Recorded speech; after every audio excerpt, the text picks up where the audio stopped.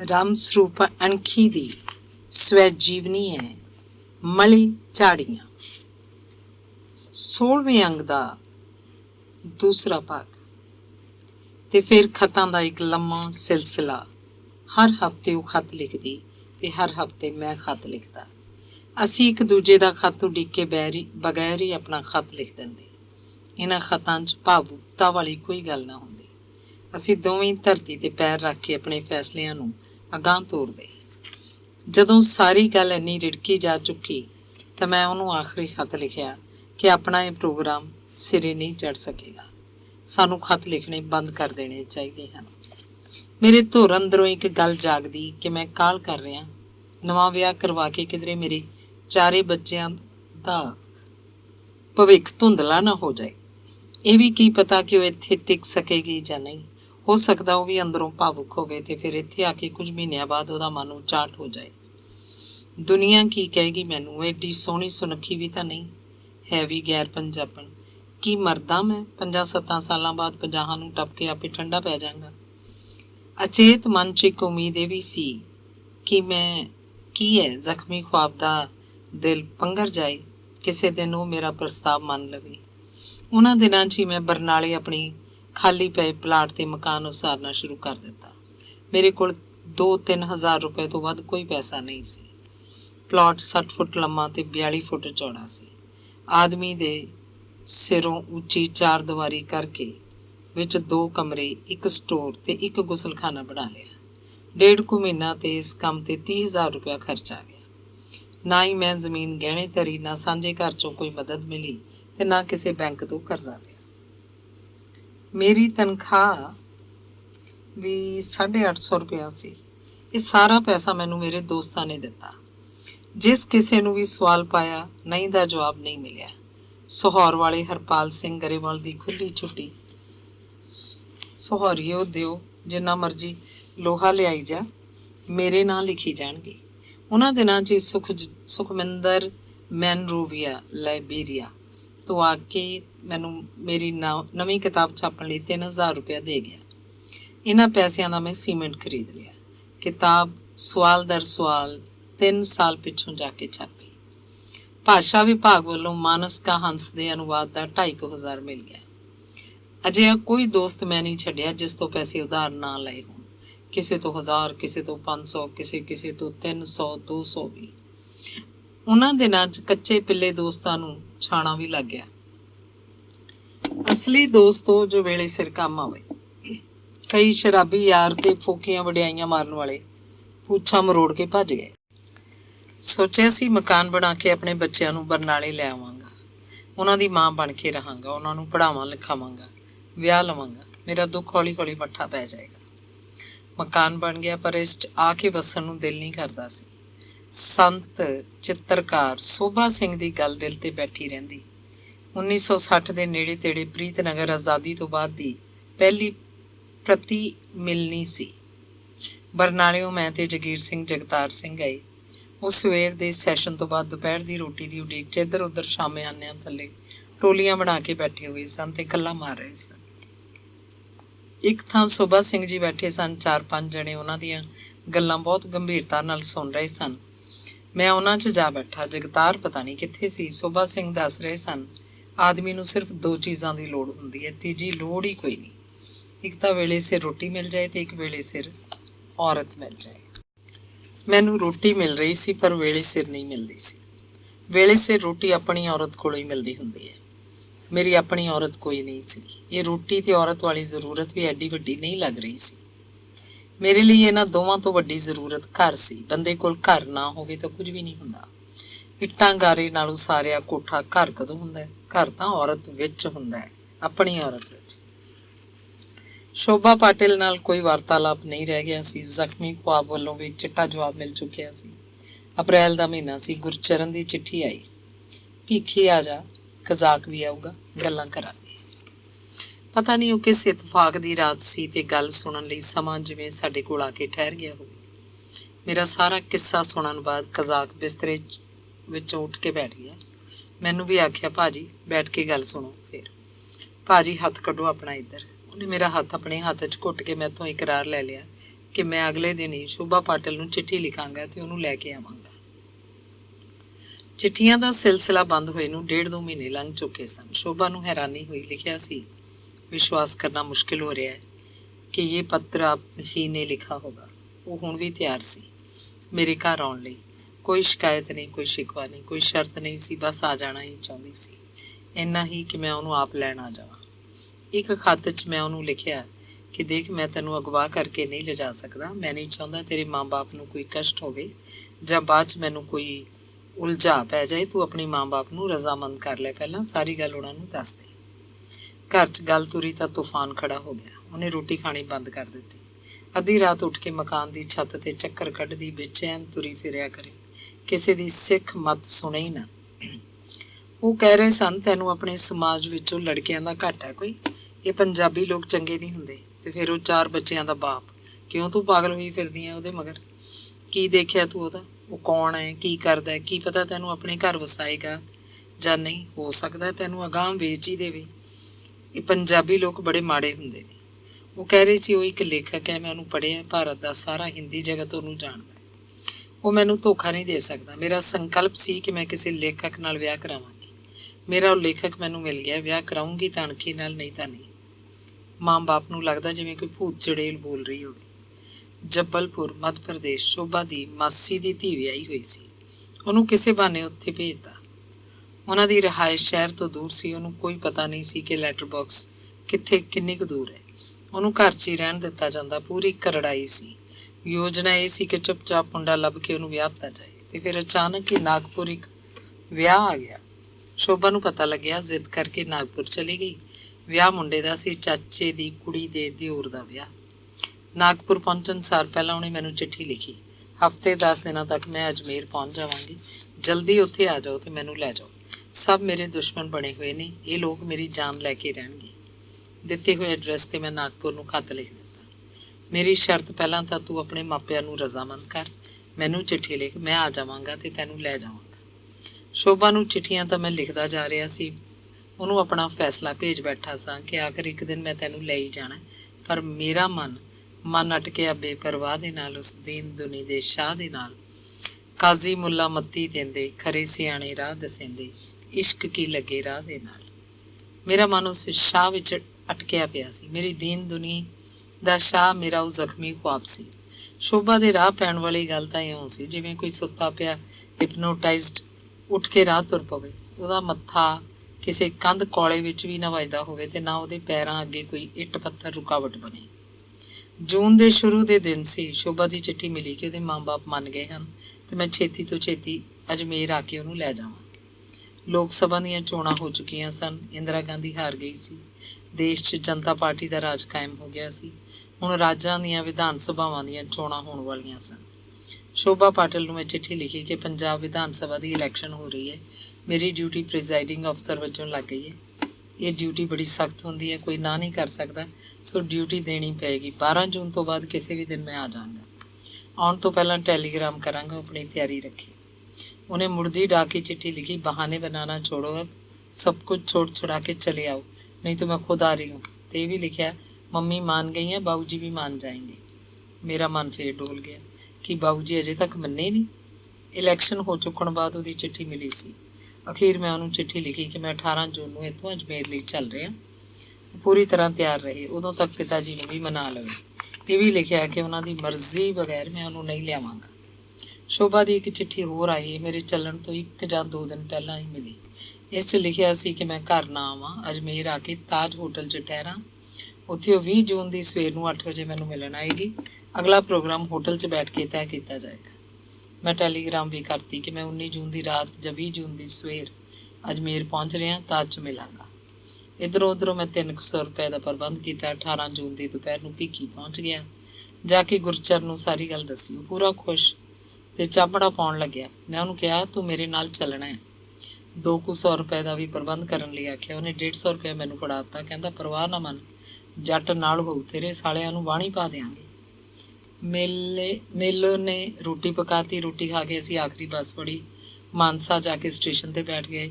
ਉਹ ਪੂਰਾ ਸ਼ੁਕਰਿਆ ਹੋਇਆ ਸੀ। ਜਰਦੇ ਦੀ ਚੁੰਡੀ ਮੂੰਹ 'ਚ ਪਾਉਂਦਾ, ਚੱਕਵੀਆਂ ਗੱਲਾਂ ਦੇ ਢੇਰ ਲੱਗਦੇ ਤੁਰੇ ਜਾਂਦੇ। ਅਜਮੇਰ ਅਸੀਂ ਅੱਧੀ ਰਾਤ ਪਹੁੰਚੇ। ਜਾਂਦੇ ਹੀ ਤਾਜ ਹੋਟਲ ਗਏ, ਸਟੇਸ਼ਨ ਦੇ ਨਾਲ ਹੀ ਸੀ। ਉਹ ਕਮਰੇ ਤੋਂ 50 ਰੁਪਏ ਮੰਗ ਰਹੇ ਸਨ। ਨਾਲ ਹੀ ਇੱਕ ਹੋਰ ਹੋਟਲ ਸੀ, ਉਹਨਾਂ ਦੇ ਗਏ, ਉਹਨਾਂ ਨੇ 60 ਮੰਗੇ। ਗੁਰਚਰਨ ਕਹਿੰਦਾ, ਅੱਗੇ ਕੀ ਆਪਾਂ ਹੋਟਲਾਂ 'ਚ ਰਹਿੰਦੇ ਹਾਂ, ਦਵਾ ਕਰ ਹੋਟਲ ਨੂੰ, ਚੱਲ ਸਟੇਸ਼ਨ 'ਤੇ ਭੁੰਜੇ ਚਾਦਰਾਂ ਵਿਛਾ ਲੈਂਦੇ ਹਾਂ। 4-5 ਘੰਟਿਆਂ ਦੀ ਗੱਲ ਹੈ, ਸਾਰੀ ਦਿਨ ਚੜ੍ਹ ਜੂ। ਤਿਆਰ ਬਾਰ ਹੋ ਕੇ 8 ਵਜੇ ਤਾਜ ਮੂਹਰੇ ਆ ਖੜਾਂਗੇ। ਸਵੇਰੇ 5 ਵਜੇ ਉੱਠ ਕੇ ਅਸੀਂ ਸਟੇਸ਼ਨ 'ਤੇ ਬਾਥਰੂਮ 'ਚ ਨਹਾ ਲਏ। ਪਹਿਲਾਂ ਮੈਂ ਨਹਾਤਾ, ਉਹਨੇ ਬਾਹਰ ਕੱਪੜਿਆਂ ਦੀ ਰਾਖੀ ਕੀਤੀ। ਫਿਰ ਉਹ ਨਹਾ ਲਿਆ। ਸ਼ੀਸ਼ਾ ਸਾਡੇ ਕੋਲ ਹੈਗਾ ਸੀ। ਖੂਬ ਚਿਣ ਕੇ ਪੱਗਾਂ ਬੰਨੀਆਂ। ਗੁਰਚਰਨ ਗੱਲ ਕਰਦਾ ਤੇ ਗੰਭੀਰ ਹਾਸਾ ਹੱਸਦਾ ਕਹਿ ਰਿਹਾ ਸੀ, ਮਖੌਲ ਦੀ ਘੱਗਰੀ ਨਹੀਂ ਯਾਰ, ਢੁੱਕਣ ਆਏ ਆ, ਬਣ ਠਣ ਕੇ ਚੱਲਾਂਗੇ। ਜੇ ਤੈਂਬੜ ਪੈਣ ਲੱਗੇ ਭੱਜੇਗਾ ਤਾਂ ਨਹੀਂ? ਮੈਂ ਹੱਸਦਾ। ਉਹ ਦਲੇਰੀ ਦਿਖਾਉਂਦਾ, ਤੂੰ ਜੱਟ ਦਾ ਪੈਂਤਰਾ ਦੇਖੀ ਬਾਈ, ਐਂ ਡਰਦੇ ਨਹੀਂ ਆਪਾਂ। 8 ਛੱਡ ਕੇ 9 ਵੱਜ ਚੁੱਕੇ ਸੀ। ਅਸੀਂ ਸ਼ੋਭਾ ਦੀ ਉਡੀਕ 'ਚ ਮੁੱਛਾਂ ਮਰੋੜ ਥੱਕ ਗਏ, ਪਰ ਉਹ ਅਜੇ ਤੱਕ ਨਹੀਂ ਸੀ ਆਈ। ਗੁਰਚਰਨ ਦੀਆਂ ਹਾਸੀ ਮਜ਼ਾਕ ਦੀਆਂ ਗੱਲਾਂ ਮੁੱਕ ਗਈਆਂ। ਅਖੀਰ ਮੈਂ ਕਿਹਾ, ਚੱਲ ਘਰ ਚੱਲਦੇ ਹਾਂ, ਕੋਈ ਮੂੰਹ 'ਚ ਤਾਂ ਨਹੀਂ ਪਾ ਲੂ ਆਪਾਂ ਨੂੰ। ਤੇ ਫਿਰ ਰਿਕਸ਼ਾ ਲੈ ਕੇ ਅਸੀਂ ਪਾਲ ਬੀਚਲਾ ਪਹੁੰਚ ਗਏ। ਰਾਹ 'ਚ ਮੈਂ ਗੁਰਚਰਨ ਨੂੰ ਸਮਝਾਇਆ ਸੀ, ਦੇਖ ਆਪਾਂ ਕਿਸੇ ਝਗੜੇ 'ਚ ਨਹੀਂ ਪੈਣਾ। ਉਹਦਾ ਬਾਪ ਜੇ ਔਖਾ ਭਾਰਾ ਹੋਣ ਲੱਗਿਆ ਤਾਂ ਆਪਾਂ ਚੁੱਪ ਕਰਕੇ ਵਾਪਸ ਮੁੜ ਆਵਾਂਗੇ। ਉਹ ਕਹਿੰਦਾ, ਚੱਲ ਤਾਂ ਸਹੀ, ਦੇਖਦੇ ਹਾਂ ਕੀ ਹੁੰਦਾ। ਮੁਸ਼ਕਲ ਨਾਲ ਹੀ ਘਰ ਲੱਭਿਆ। ਪੌੜੀਆਂ ਚੜ੍ਹ ਕੇ ਅਸੀਂ ਉੱਤੇ ਚਲੇ ਗਏ। ਡਰਦੇ ਡਰਦੇ ਸਭ ਤੋਂ ਪਹਿਲਾਂ ਬਾਊ ਜੀ ਦੇ ਹੀ ਦਰਸ਼ਨ ਹੋਏ। ਉਹਨਾਂ ਨੇ ਸਾਡਾ ਰਸਮੀ ਜਿਹਾ ਸਵਾਗਤ ਕੀਤਾ, ਕਮਰੇ 'ਚ ਬਿਠਾ ਲਿਆ। ਮੈਂ ਆਪਣੀ ਜਾਣਕਾਰੀ ਦਿੱਤੀ। ਉਹਨਾਂ ਦਾ ਚਿਹਰਾ ਗੰਭੀਰ ਹੋ ਗਿਆ, ਪਰ ਅਗਲੇ ਪਲ ਉੱਠੇ ਤੇ ਸਾਡੇ ਲਈ ਪਾਣੀ ਦਾ ਗਲਾਸ ਲੈ ਆਏ। ਪਾਣੀ ਪੀਂਦੇ ਵੀ ਮੇਰੀ ਨਜ਼ਰ ਉਹਨਾਂ ਦੇ ਚਿਹਰੇ 'ਤੇ ਟਿਕੀ ਸੀ। ਮੈਂ ਅੰਦਰੋਂ ਸਹਿਮਿਆ ਹੋਇਆ ਸੀ। ਤੇ ਫਿਰ 2 ਕੁੜੀਆਂ ਆਈਆਂ ਤੇ ਸਾਨੂੰ ਨਮਸਤੇ ਕਹਿ ਕੇ ਚਲੀਆਂ ਗਈਆਂ। ਇਹ ਜਵਾਨ ਸਨ, ਮੈਨੂੰ ਉਹ ਸ਼ੋਭਾ ਵਰਗੀਆਂ ਹੀ ਲੱਗੀਆਂ। 2 ਛੋਟੇ ਮੁੰਡੇ ਨਮਸਤੇ ਬੁਲਾ ਕੇ ਸਾਡੇ ਕੋਲ ਹੀ ਬੈਠਣ ਲੱਗੇ। ਬਾਊ ਜੀ ਨੇ ਉਹਨਾਂ ਨੂੰ ਝਿੜਕ ਕੇ ਭਜਾ ਦਿੱਤਾ। ਕੁਝ ਦੇਰ ਬਾਅਦ ਚਾਹ ਤਾਂ ਆ ਗਈ, ਨਾਲ ਨੂੰ ਖਾਣ ਲਈ ਮਿੱਠਾ ਤੇ ਨਮਕੀਨ ਵੀ। ਬਾਊ ਜੀ ਕਮਰੇ 'ਚ ਉੱਠ ਕੇ ਗਏ ਤਾਂ ਗੁਰਚਰਨ ਮੈਨੂੰ ਕਹਿੰਦਾ, ਘਰ 'ਚ ਗੱਲ ਤੁਰੀ ਹੋਈ ਆ, ਆ ਚਾਹ ਆ ਗਈ। ਮੈਂ ਆਖਿਆ, ਚਾਹ ਪਾਣੀ ਤਾਂ 7 ਬਗਾਨੇ ਨੂੰ ਵੀ ਪਿਆ ਦਿੰਦਾ ਅਗਲਾ, ਅਸਲੀ ਗੱਲ ਖੁੱਲ੍ਹਣੀ ਆ, ਹਾਲੇ ਦੇਖੀ ਚੱਲ। ਚੁੱਪ ਕੀਤਾ। ਉਹ ਹੱਸਣ ਦਾ ਮੂਡ ਬਣਾਉਂਦਾ ਫਿਰ ਗੰਭੀਰ ਹੋ ਗਿਆ। 3-4 ਨੌਜਵਾਨ ਕੁੜੀਆਂ ਇੱਧਰ ਉੱਧਰ ਤੁਰੀਆਂ ਫਿਰਦੀਆਂ ਸੀ। ਸ਼ਾਇਦ ਉਹਨਾਂ 'ਚ ਕੋਈ ਗੁਆਂਢੀਆਂ ਦੀ ਕੁੜੀ ਵੀ ਹੋਵੇ। ਸਭ ਮਿੰਨਾ ਮੁਸਕਰਾਉਂਦੀਆਂ, ਮੇਰੇ ਵੱਲ ਚੋਰ ਅੱਖ ਨਾਲ ਝਾਕ ਜਾਂਦੀਆਂ। ਗੁਰਚਰਨ ਪੁੱਛਣ ਲੱਗੇ, ਇਹਨਾਂ 'ਚ ਕਿਹੜੀ ਆ ਉਹ? ਮੈਂ ਕਿਹਾ, ਇਹ ਤਾਂ ਮੈਨੂੰ ਵੀ ਪਤਾ ਨਹੀਂ, ਸਾਰੀਆਂ ਇੱਕੋ ਜਿਹੀਆਂ ਹੀ ਲੱਗਦੀਆਂ ਨੇ। ਤੇ ਫਿਰ ਇੱਕ ਆਈ, ਹੱਥ 'ਚ ਝਾੜੂ, ਕਮਰੇ ਦਾ ਫਰਸ਼ ਸਾਫ਼ ਕਰਦੀ ਗੁਰਚਰਨ ਨੂੰ ਨਮਸਤੇ ਆਖਿਆ, ਮੇਰੇ ਵੱਲ ਝਾਕੀ ਨਾ। ਬਾਊ ਜੀ ਆਏ। ਹੁਣ ਉਹਨਾਂ ਦਾ ਚਿਹਰਾ ਪਹਿਲਾਂ ਜਿਹਾ ਗੰਭੀਰ ਨਹੀਂ ਸੀ। ਪੁੱਛਣ ਲੱਗੇ, ਕਬ ਆਏ? ਕੌਣ ਸੀ ਗਾੜੀ? ਗਾਉਂ ਸੇ ਕਬ ਚਲੇ ਥੇ? ਸਭ ਸਧਾਰਨ ਗੱਲਾਂ ਜਿਹੜੀਆਂ ਕਿਸੇ ਵੀ ਅਜਨਬੀ ਨਾਲ ਕੀਤੀਆਂ ਜਾ ਸਕਦੀਆਂ। ਅਸੀਂ ਇਹ ਸਭ ਗੱਲਾਂ ਹੀ ਕਰ ਰਹੇ ਸੀ। ਸੁਨੇਹਾ ਆਇਆ, ਆਪਕੋ ਨੀਚੇ ਬੁਲਾਇਆ। ਥੱਲੇ ਵਾਲੇ ਕਿਰਾਏਦਾਰਾਂ ਨੇ ਮੇਜ਼ 'ਤੇ ਚਾਹ ਪਰੋਸੀ ਹੋਈ ਸੀ। ਇੱਕ ਕੋਈ ਬਹੁਤ ਸੁੰਦਰ ਤੇ ਨੌਜਵਾਨ ਕੁੜੀ ਮੈਨੂੰ ਸੰਬੋਧਨ ਹੋਈ, ਲੀਜੀਏ ਨਾ ਜੀਜਾ ਜੀ, ਚਾय ਠੰਡੀ ਹੋ ਰਹੀ ਹੈ। ਇੱਕ ਗੁਜਰਾਤੀ ਪਰਿਵਾਰ ਸੀ। ਗੁਆਂਢ ਮੱਥਾ ਹੋਣ ਕਰਕੇ ਉਹਨਾਂ ਨੇ ਸਾਡੀ ਮਹਿਮਾਨ ਨਵਾਜੀ ਕੀਤੀ ਸੀ। ਕੁੜੀ ਦਾ ਜੀਜਾ ਜੀ ਸ਼ਬਦ ਸੁਣ ਕੇ ਮੈਂ ਦਿਲ ਧਰ ਗਿਆ ਤੇ ਗੁਰਚਰਨ ਵੱਲ ਅੱਖ ਦੱਬੀ। ਉਹ ਵੀ ਅੱਖਾਂ 'ਚ ਹੱਸ ਰਿਹਾ ਸੀ। ਅਸੀਂ ਜਦੋਂ ਥੱਲੇ ਗੁਜਰਾਤੀ ਪਰਿਵਾਰ 'ਚ ਚਾਹ ਪੀ ਰਹੇ ਸੀ, ਉਹਨਾਂ ਨੇ ਉੱਤੇ ਘਰ 'ਚ ਸਾਰੀ ਗੱਲ ਕੀਤੀ ਹੋਏਗੀ। ਬਾਊ ਜੀ ਮੈਨੂੰ ਪੁੱਛਣ ਲੱਗੇ, तो फिर बच्ची को अभी ले जाओगे क्या? मैं क्या, हाँ जी, लेने ही तो आया हूँ। मेरे जवाब ਤੇ ਉਹਨਾਂ ਦਾ ਚਿਹਰਾ ਉਦਾਸ ਹੋ ਗਿਆ। ਉਹ ਹੋਰ ਨਹੀਂ ਬੈਠ ਸਕੇ, ਉੱਠ ਕੇ ਦੂਜੇ ਕਮਰੇ 'ਚ ਚਲੇ ਗਏ। तो फिर कर लो बात इनसे, आके ਕਹਿਣ ਵਾਲੀ ਦੇ ਸ਼ਬਦਾਂ ਤੋਂ ਹੀ ਪਤਾ ਲੱਗਿਆ ਕਿ ਸ਼ੋਭਾ ਪਾਟਿਲ ਹੈ। मैं क्या, तुम ही करो, मैं क्या कह सकता हूँ। वो कहती, आप शुरू तो करो, आपकी तरफ से ही शुरू होनी चाहिए बात, बाकी सब मैं संभाल लूँगी। ਤੇ ਫਿਰ ਬਾਊ ਜੀ ਨਾਲ ਤੈਅ ਹੋ ਗਿਆ ਕਿ ਹਾਥੀ ਭਾਟਾ ਦੇ ਗੁਰਦੁਆਰੇ 'ਚ ਜਾ ਕੇ ਅਗਲੇ ਦਿਨ ਆਨੰਦ ਕਾਰਜ ਕਰਵਾ ਲਿਆ ਜਾਏ। ਦੁਪਹਿਰ ਦੀ ਰੋਟੀ ਤੋਂ ਪਹਿਲਾਂ ਸ਼ੋਭਾ ਮੈਨੂੰ ਤੇ ਗੁਰਚਰਨ ਨੂੰ ਬਾਜ਼ਾਰ ਲੈ ਕੇ ਗਈ। ਉਹਨੇ ਇੱਕ ਸਾੜੀ ਖਰੀਦੀ, ਸਸਤੀ ਜੀ, ਪੈਰਾਂ ਲਈ ਚੱਪਲਾਂ ਸਸਤੀਆਂ, ਚੂੜੀਆਂ, ਕਰੀਮ, ਪਾਊਡਰ, ਸੁਰਖੀ, ਬਿੰਦੀ, ਨੌ ਪਾਲਿਸ਼ ਵੀ ਮਹਿੰਗੀ ਤੋਂ ਮਹਿੰਗੀ, ਤੇ ਫਿਰ ਇੱਕ ਸਸਤਾ ਪਰਸ। ਕਹਿੰਦੀ, ਬੱਚੋਂ ਕੇ लिए एक आध कोई फल ले चलो। ਇਸ ਸਭ ਕਾਸੇ ਤੇ ਸਾਡਾ 200 ਰੁਪਇਆ ਖਰਚ ਆ ਗਿਆ। 100 ਰੁਪਇਆ ਸਾਡਾ ਰਸਤੇ 'ਚ ਖਰਚ ਹੋ ਗਿਆ ਸੀ। ਰੇਲ ਗੱਡੀ ਦਾ ਕਿਰਾਇਆ, ਭਾੜਾ ਤੇ ਖਾਣ ਪੀਣ, ਬਾਕੀ ਹੁਣ ਸਾਡੇ ਕੋਲ ਸਿਰਫ 150 ਰੁਪਇਆ ਰਹਿ ਗਿਆ ਸੀ। ਦੁਪਹਿਰ ਦੀ ਰੋਟੀ ਖਾ ਕੇ ਅਸੀਂ ਘੰਟਾ ਕੁ ਆਰਾਮ ਕੀਤਾ ਹੋਏਗਾ। ਸ਼ੋਭਾ ਮੈਨੂੰ ਕਹਿੰਦੀ, ਚਲੋ ਹਮ ਗੁਰਦੁਆਰਾ ਵਾਲੋਂ ਸੇ ਬਾਤ ਕਰ ਆਏ, ਕੈਸੇ ਹੋਗਾ। ਪਾਲ ਬੀਚਲਾ ਤੋਂ ਹਾਥੀ ਭਾਟਾ 1.5-2 ਮੀਲ ਪੈਂਦਾ ਸੀ। ਗੁਰਚਰਨ ਨੂੰ ਅਸੀਂ ਘਰ ਛੱਡ ਗਏ। ਗੁਰਦੁਆਰੇ ਦੇ ਭਾਈ ਜੀ ਨੂੰ ਮੈਂ ਸਾਰੀ ਗੱਲ ਸਮਝਾਈ ਤੇ ਫਿਰ ਕਿਹਾ ਵੀ ਕੱਲ੍ਹ ਨੂੰ ਸਵੇਰੇ ਅਸੀਂ ਆਨੰਦ ਕਾਰਜ ਲਈ ਆਵਾਂਗੇ। ਖਰਚ ਕਿੰਨਾ ਕੁ ਹੋ ਜਾਏਗਾ? ਇਹੀ ਬਸ 21-31 ਰੁਪਏ ਭਾਈ ਸਾਹਿਬ, ਹੋਰ ਖਰਚ ਕੀ ਹੋਣਾ ਹੁੰਦਾ। ਫਿਰ ਗੱਲਾਂ 'ਚ ਉਹਨੇ ਮੈਥੋਂ ਕਾਫੀ ਕੁਝ ਪੁੱਛ ਲਿਆ। ਕੀ ਤੁਹਾਡੀ ਪਹਿਲੀ ਪਤਨੀ ਜਿਉਂਦੀ ਹੈ? ਉਹਦੀ ਮੌਤ ਕਿਵੇਂ ਹੋਈ? ਤੁਸੀਂ ਇਸ ਮਰਾਠੀ ਕੁੜੀ ਨਾਲ ਕਿਉਂ ਵਿਆਹ ਕਰਵਾ ਰਹੇ ਹੋ? ਉੱਧਰ ਪੰਜਾਬਣ ਮਿਲ ਸਕਦੀ ਸੀ। ਇਹਦੇ ਮਾਪਿਆਂ ਦੀ ਰਜ਼ਾਮੰਦੀ ਤਾਂ ਹੋਏਗੀ, ਕੀ ਸਬੂਤ ਕਿ ਤੁਸੀਂ ਰਾਮ ਸਰੂਪ ਅਣਖੀ ਹੋ। ਮੈਂ ਪਹਿਲਾਂ ਆਪਣਾ ਨਾਵਲ ਪਰਦਾ ਤੇ ਰੋਸ਼ਨੀ ਉੱਥੇ ਨਾਲ ਲੈ ਕੇ ਗਿਆ ਸੀ। ਉਹਦੇ ਟਾਈਟਲ ਕਵਰ ਪਿੱਛੇ ਮੇਰੀ ਤਸਵੀਰ ਛਪੀ ਹੋਈ ਸੀ ਤੇ ਮੇਰਾ ਨਾਂ ਤਾਂ ਹੈਗਾ ਹੀ ਸੀ। ਭਾਈ ਜੀ ਨੂੰ ਮੈਂ ਨਾਵਲ ਦਿਖਾਇਆ, ਸਾਰੀਆਂ ਗੱਲਾਂ ਪੁੱਛ ਕੇ ਉਹਦੀ ਤਸੱਲੀ ਹੋ ਗਈ। ਫਿਰ ਉਹਨੇ ਸਾਨੂੰ 10 ਵਜੇ ਸਵੇਰ ਦਾ ਸਮਾਂ ਦੇ ਦਿੱਤਾ। ਗੁਰਦੁਆਰਿਓਂ ਸਿੱਧਾ ਉਹ ਮੈਨੂੰ ਦੌਲਤ ਬਾਗ ਲੈ ਗਈ। ਇੱਕ ਲੰਮਾ ਚੌੜਾ ਬਾਗ ਸੀ। ਅਨੇਕਾਂ ਲੋਕ ਇੱਧਰ ਉੱਧਰ ਬੈਠੇ ਸਨ, ਅਨੇਕਾਂ ਲੋਕ ਇੱਧਰ ਉੱਧਰ ਘੁੰਮ ਰਹੇ ਸਨ। ਬਾਗ ਦੀ ਉੱਤਰੀ ਗੁੱਠ ਨਾਲ ਲੱਗਦਾ ਅੰਨਾ ਸਾਗਰ, ਇੱਕ ਝੀਲ ਤੋਂ ਪਰਾਂ ਉੱਚੇ ਖੁਸ਼ਕ ਪਹਾੜ ਊਠਾਂ ਦੀਆਂ ਕੁਹਾੜਾਂ ਵਾਂਗ ਉੱਭਰੇ ਹੋਏ ਸਨ। ਅਸੀਂ ਇੱਕ ਖਜੂਰ ਦੇ ਦਰਖਤ ਹੇਠ ਬੈਠ ਗਏ ਤੇ ਗੱਲਾਂ ਕਰਨ ਲੱਗੇ। ਮੈਂ ਉਹਨੂੰ ਇੱਕ ਗੱਲ ਦੱਸੀ ਤੇ ਇੱਕ ਗੱਲ ਉਹ ਤੋਂ ਮਨਵਾਈ। ਦੱਸੀ ਤਾਂ ਇਹ ਕਿ ਆਪਾਂ ਧੌਲੇ ਨਹੀਂ, ਬਰਨਾਲੇ ਰਹਾਂਗੇ। ਧੌਲੇ ਤੋਂ 8 ਮੀਲ ਤੇ ਬਰਨਾਲਾ ਇੱਕ ਸ਼ਹਿਰ ਹੈ। ਉੱਥੇ ਮੈਂ ਆਪਣਾ ਮਕਾਨ ਬਣਾ ਲਿਆ। ਉਸ ਨਵੇਂ ਮਕਾਨ 'ਚ ਜਾ ਕੇ ਰਹਾਂਗੇ। ਮਨਵਾਈ ਗੱਲ ਇਹ ਕਿ ਉਹ ਇੱਕ ਬੱਚਾ ਹੀ ਪੈਦਾ ਕਰੇਗੀ, ਮੁੰਡਾ ਹੋਵੇ ਚਾਹੇ ਕੁੜੀ। ਪਹਿਲੀ ਗੱਲ ਤੇ ਉਹ ਖੁਸ਼ ਹੋਈ ਤੇ ਦੂਜੀ ਤੇ ਉਦਾਸ, ਤੇ ਫਿਰ ਦੂਜੀ ਗੱਲ ਤੇ ਉਹਦਾ ਮਜ਼ਾਕ। एक ही क्यों, मैं तो 1 डज़न बच्चे पैदा करूँगी। पहली गल तो नवी प्रतिक्रिया, शहर में क्या करना है, मैं तो गांव में रहना पसंद करूँगी। मैंने कभी गांव नहीं देखा। तो फिर उन्हें मैथों एक गल मनवाई, मुझे चाहे और कुछ भी ना मिले, मुझे प्यार ज़रूर मिलना चाहिए और वहाँ पर मुझे सम्मान के साथ रखा जाए। मैं उन्होंने पूछा कि वो क्यों मेरे नाल ब्याह करवा रही है, आखिर एडी केड़ी गल है मेरे च।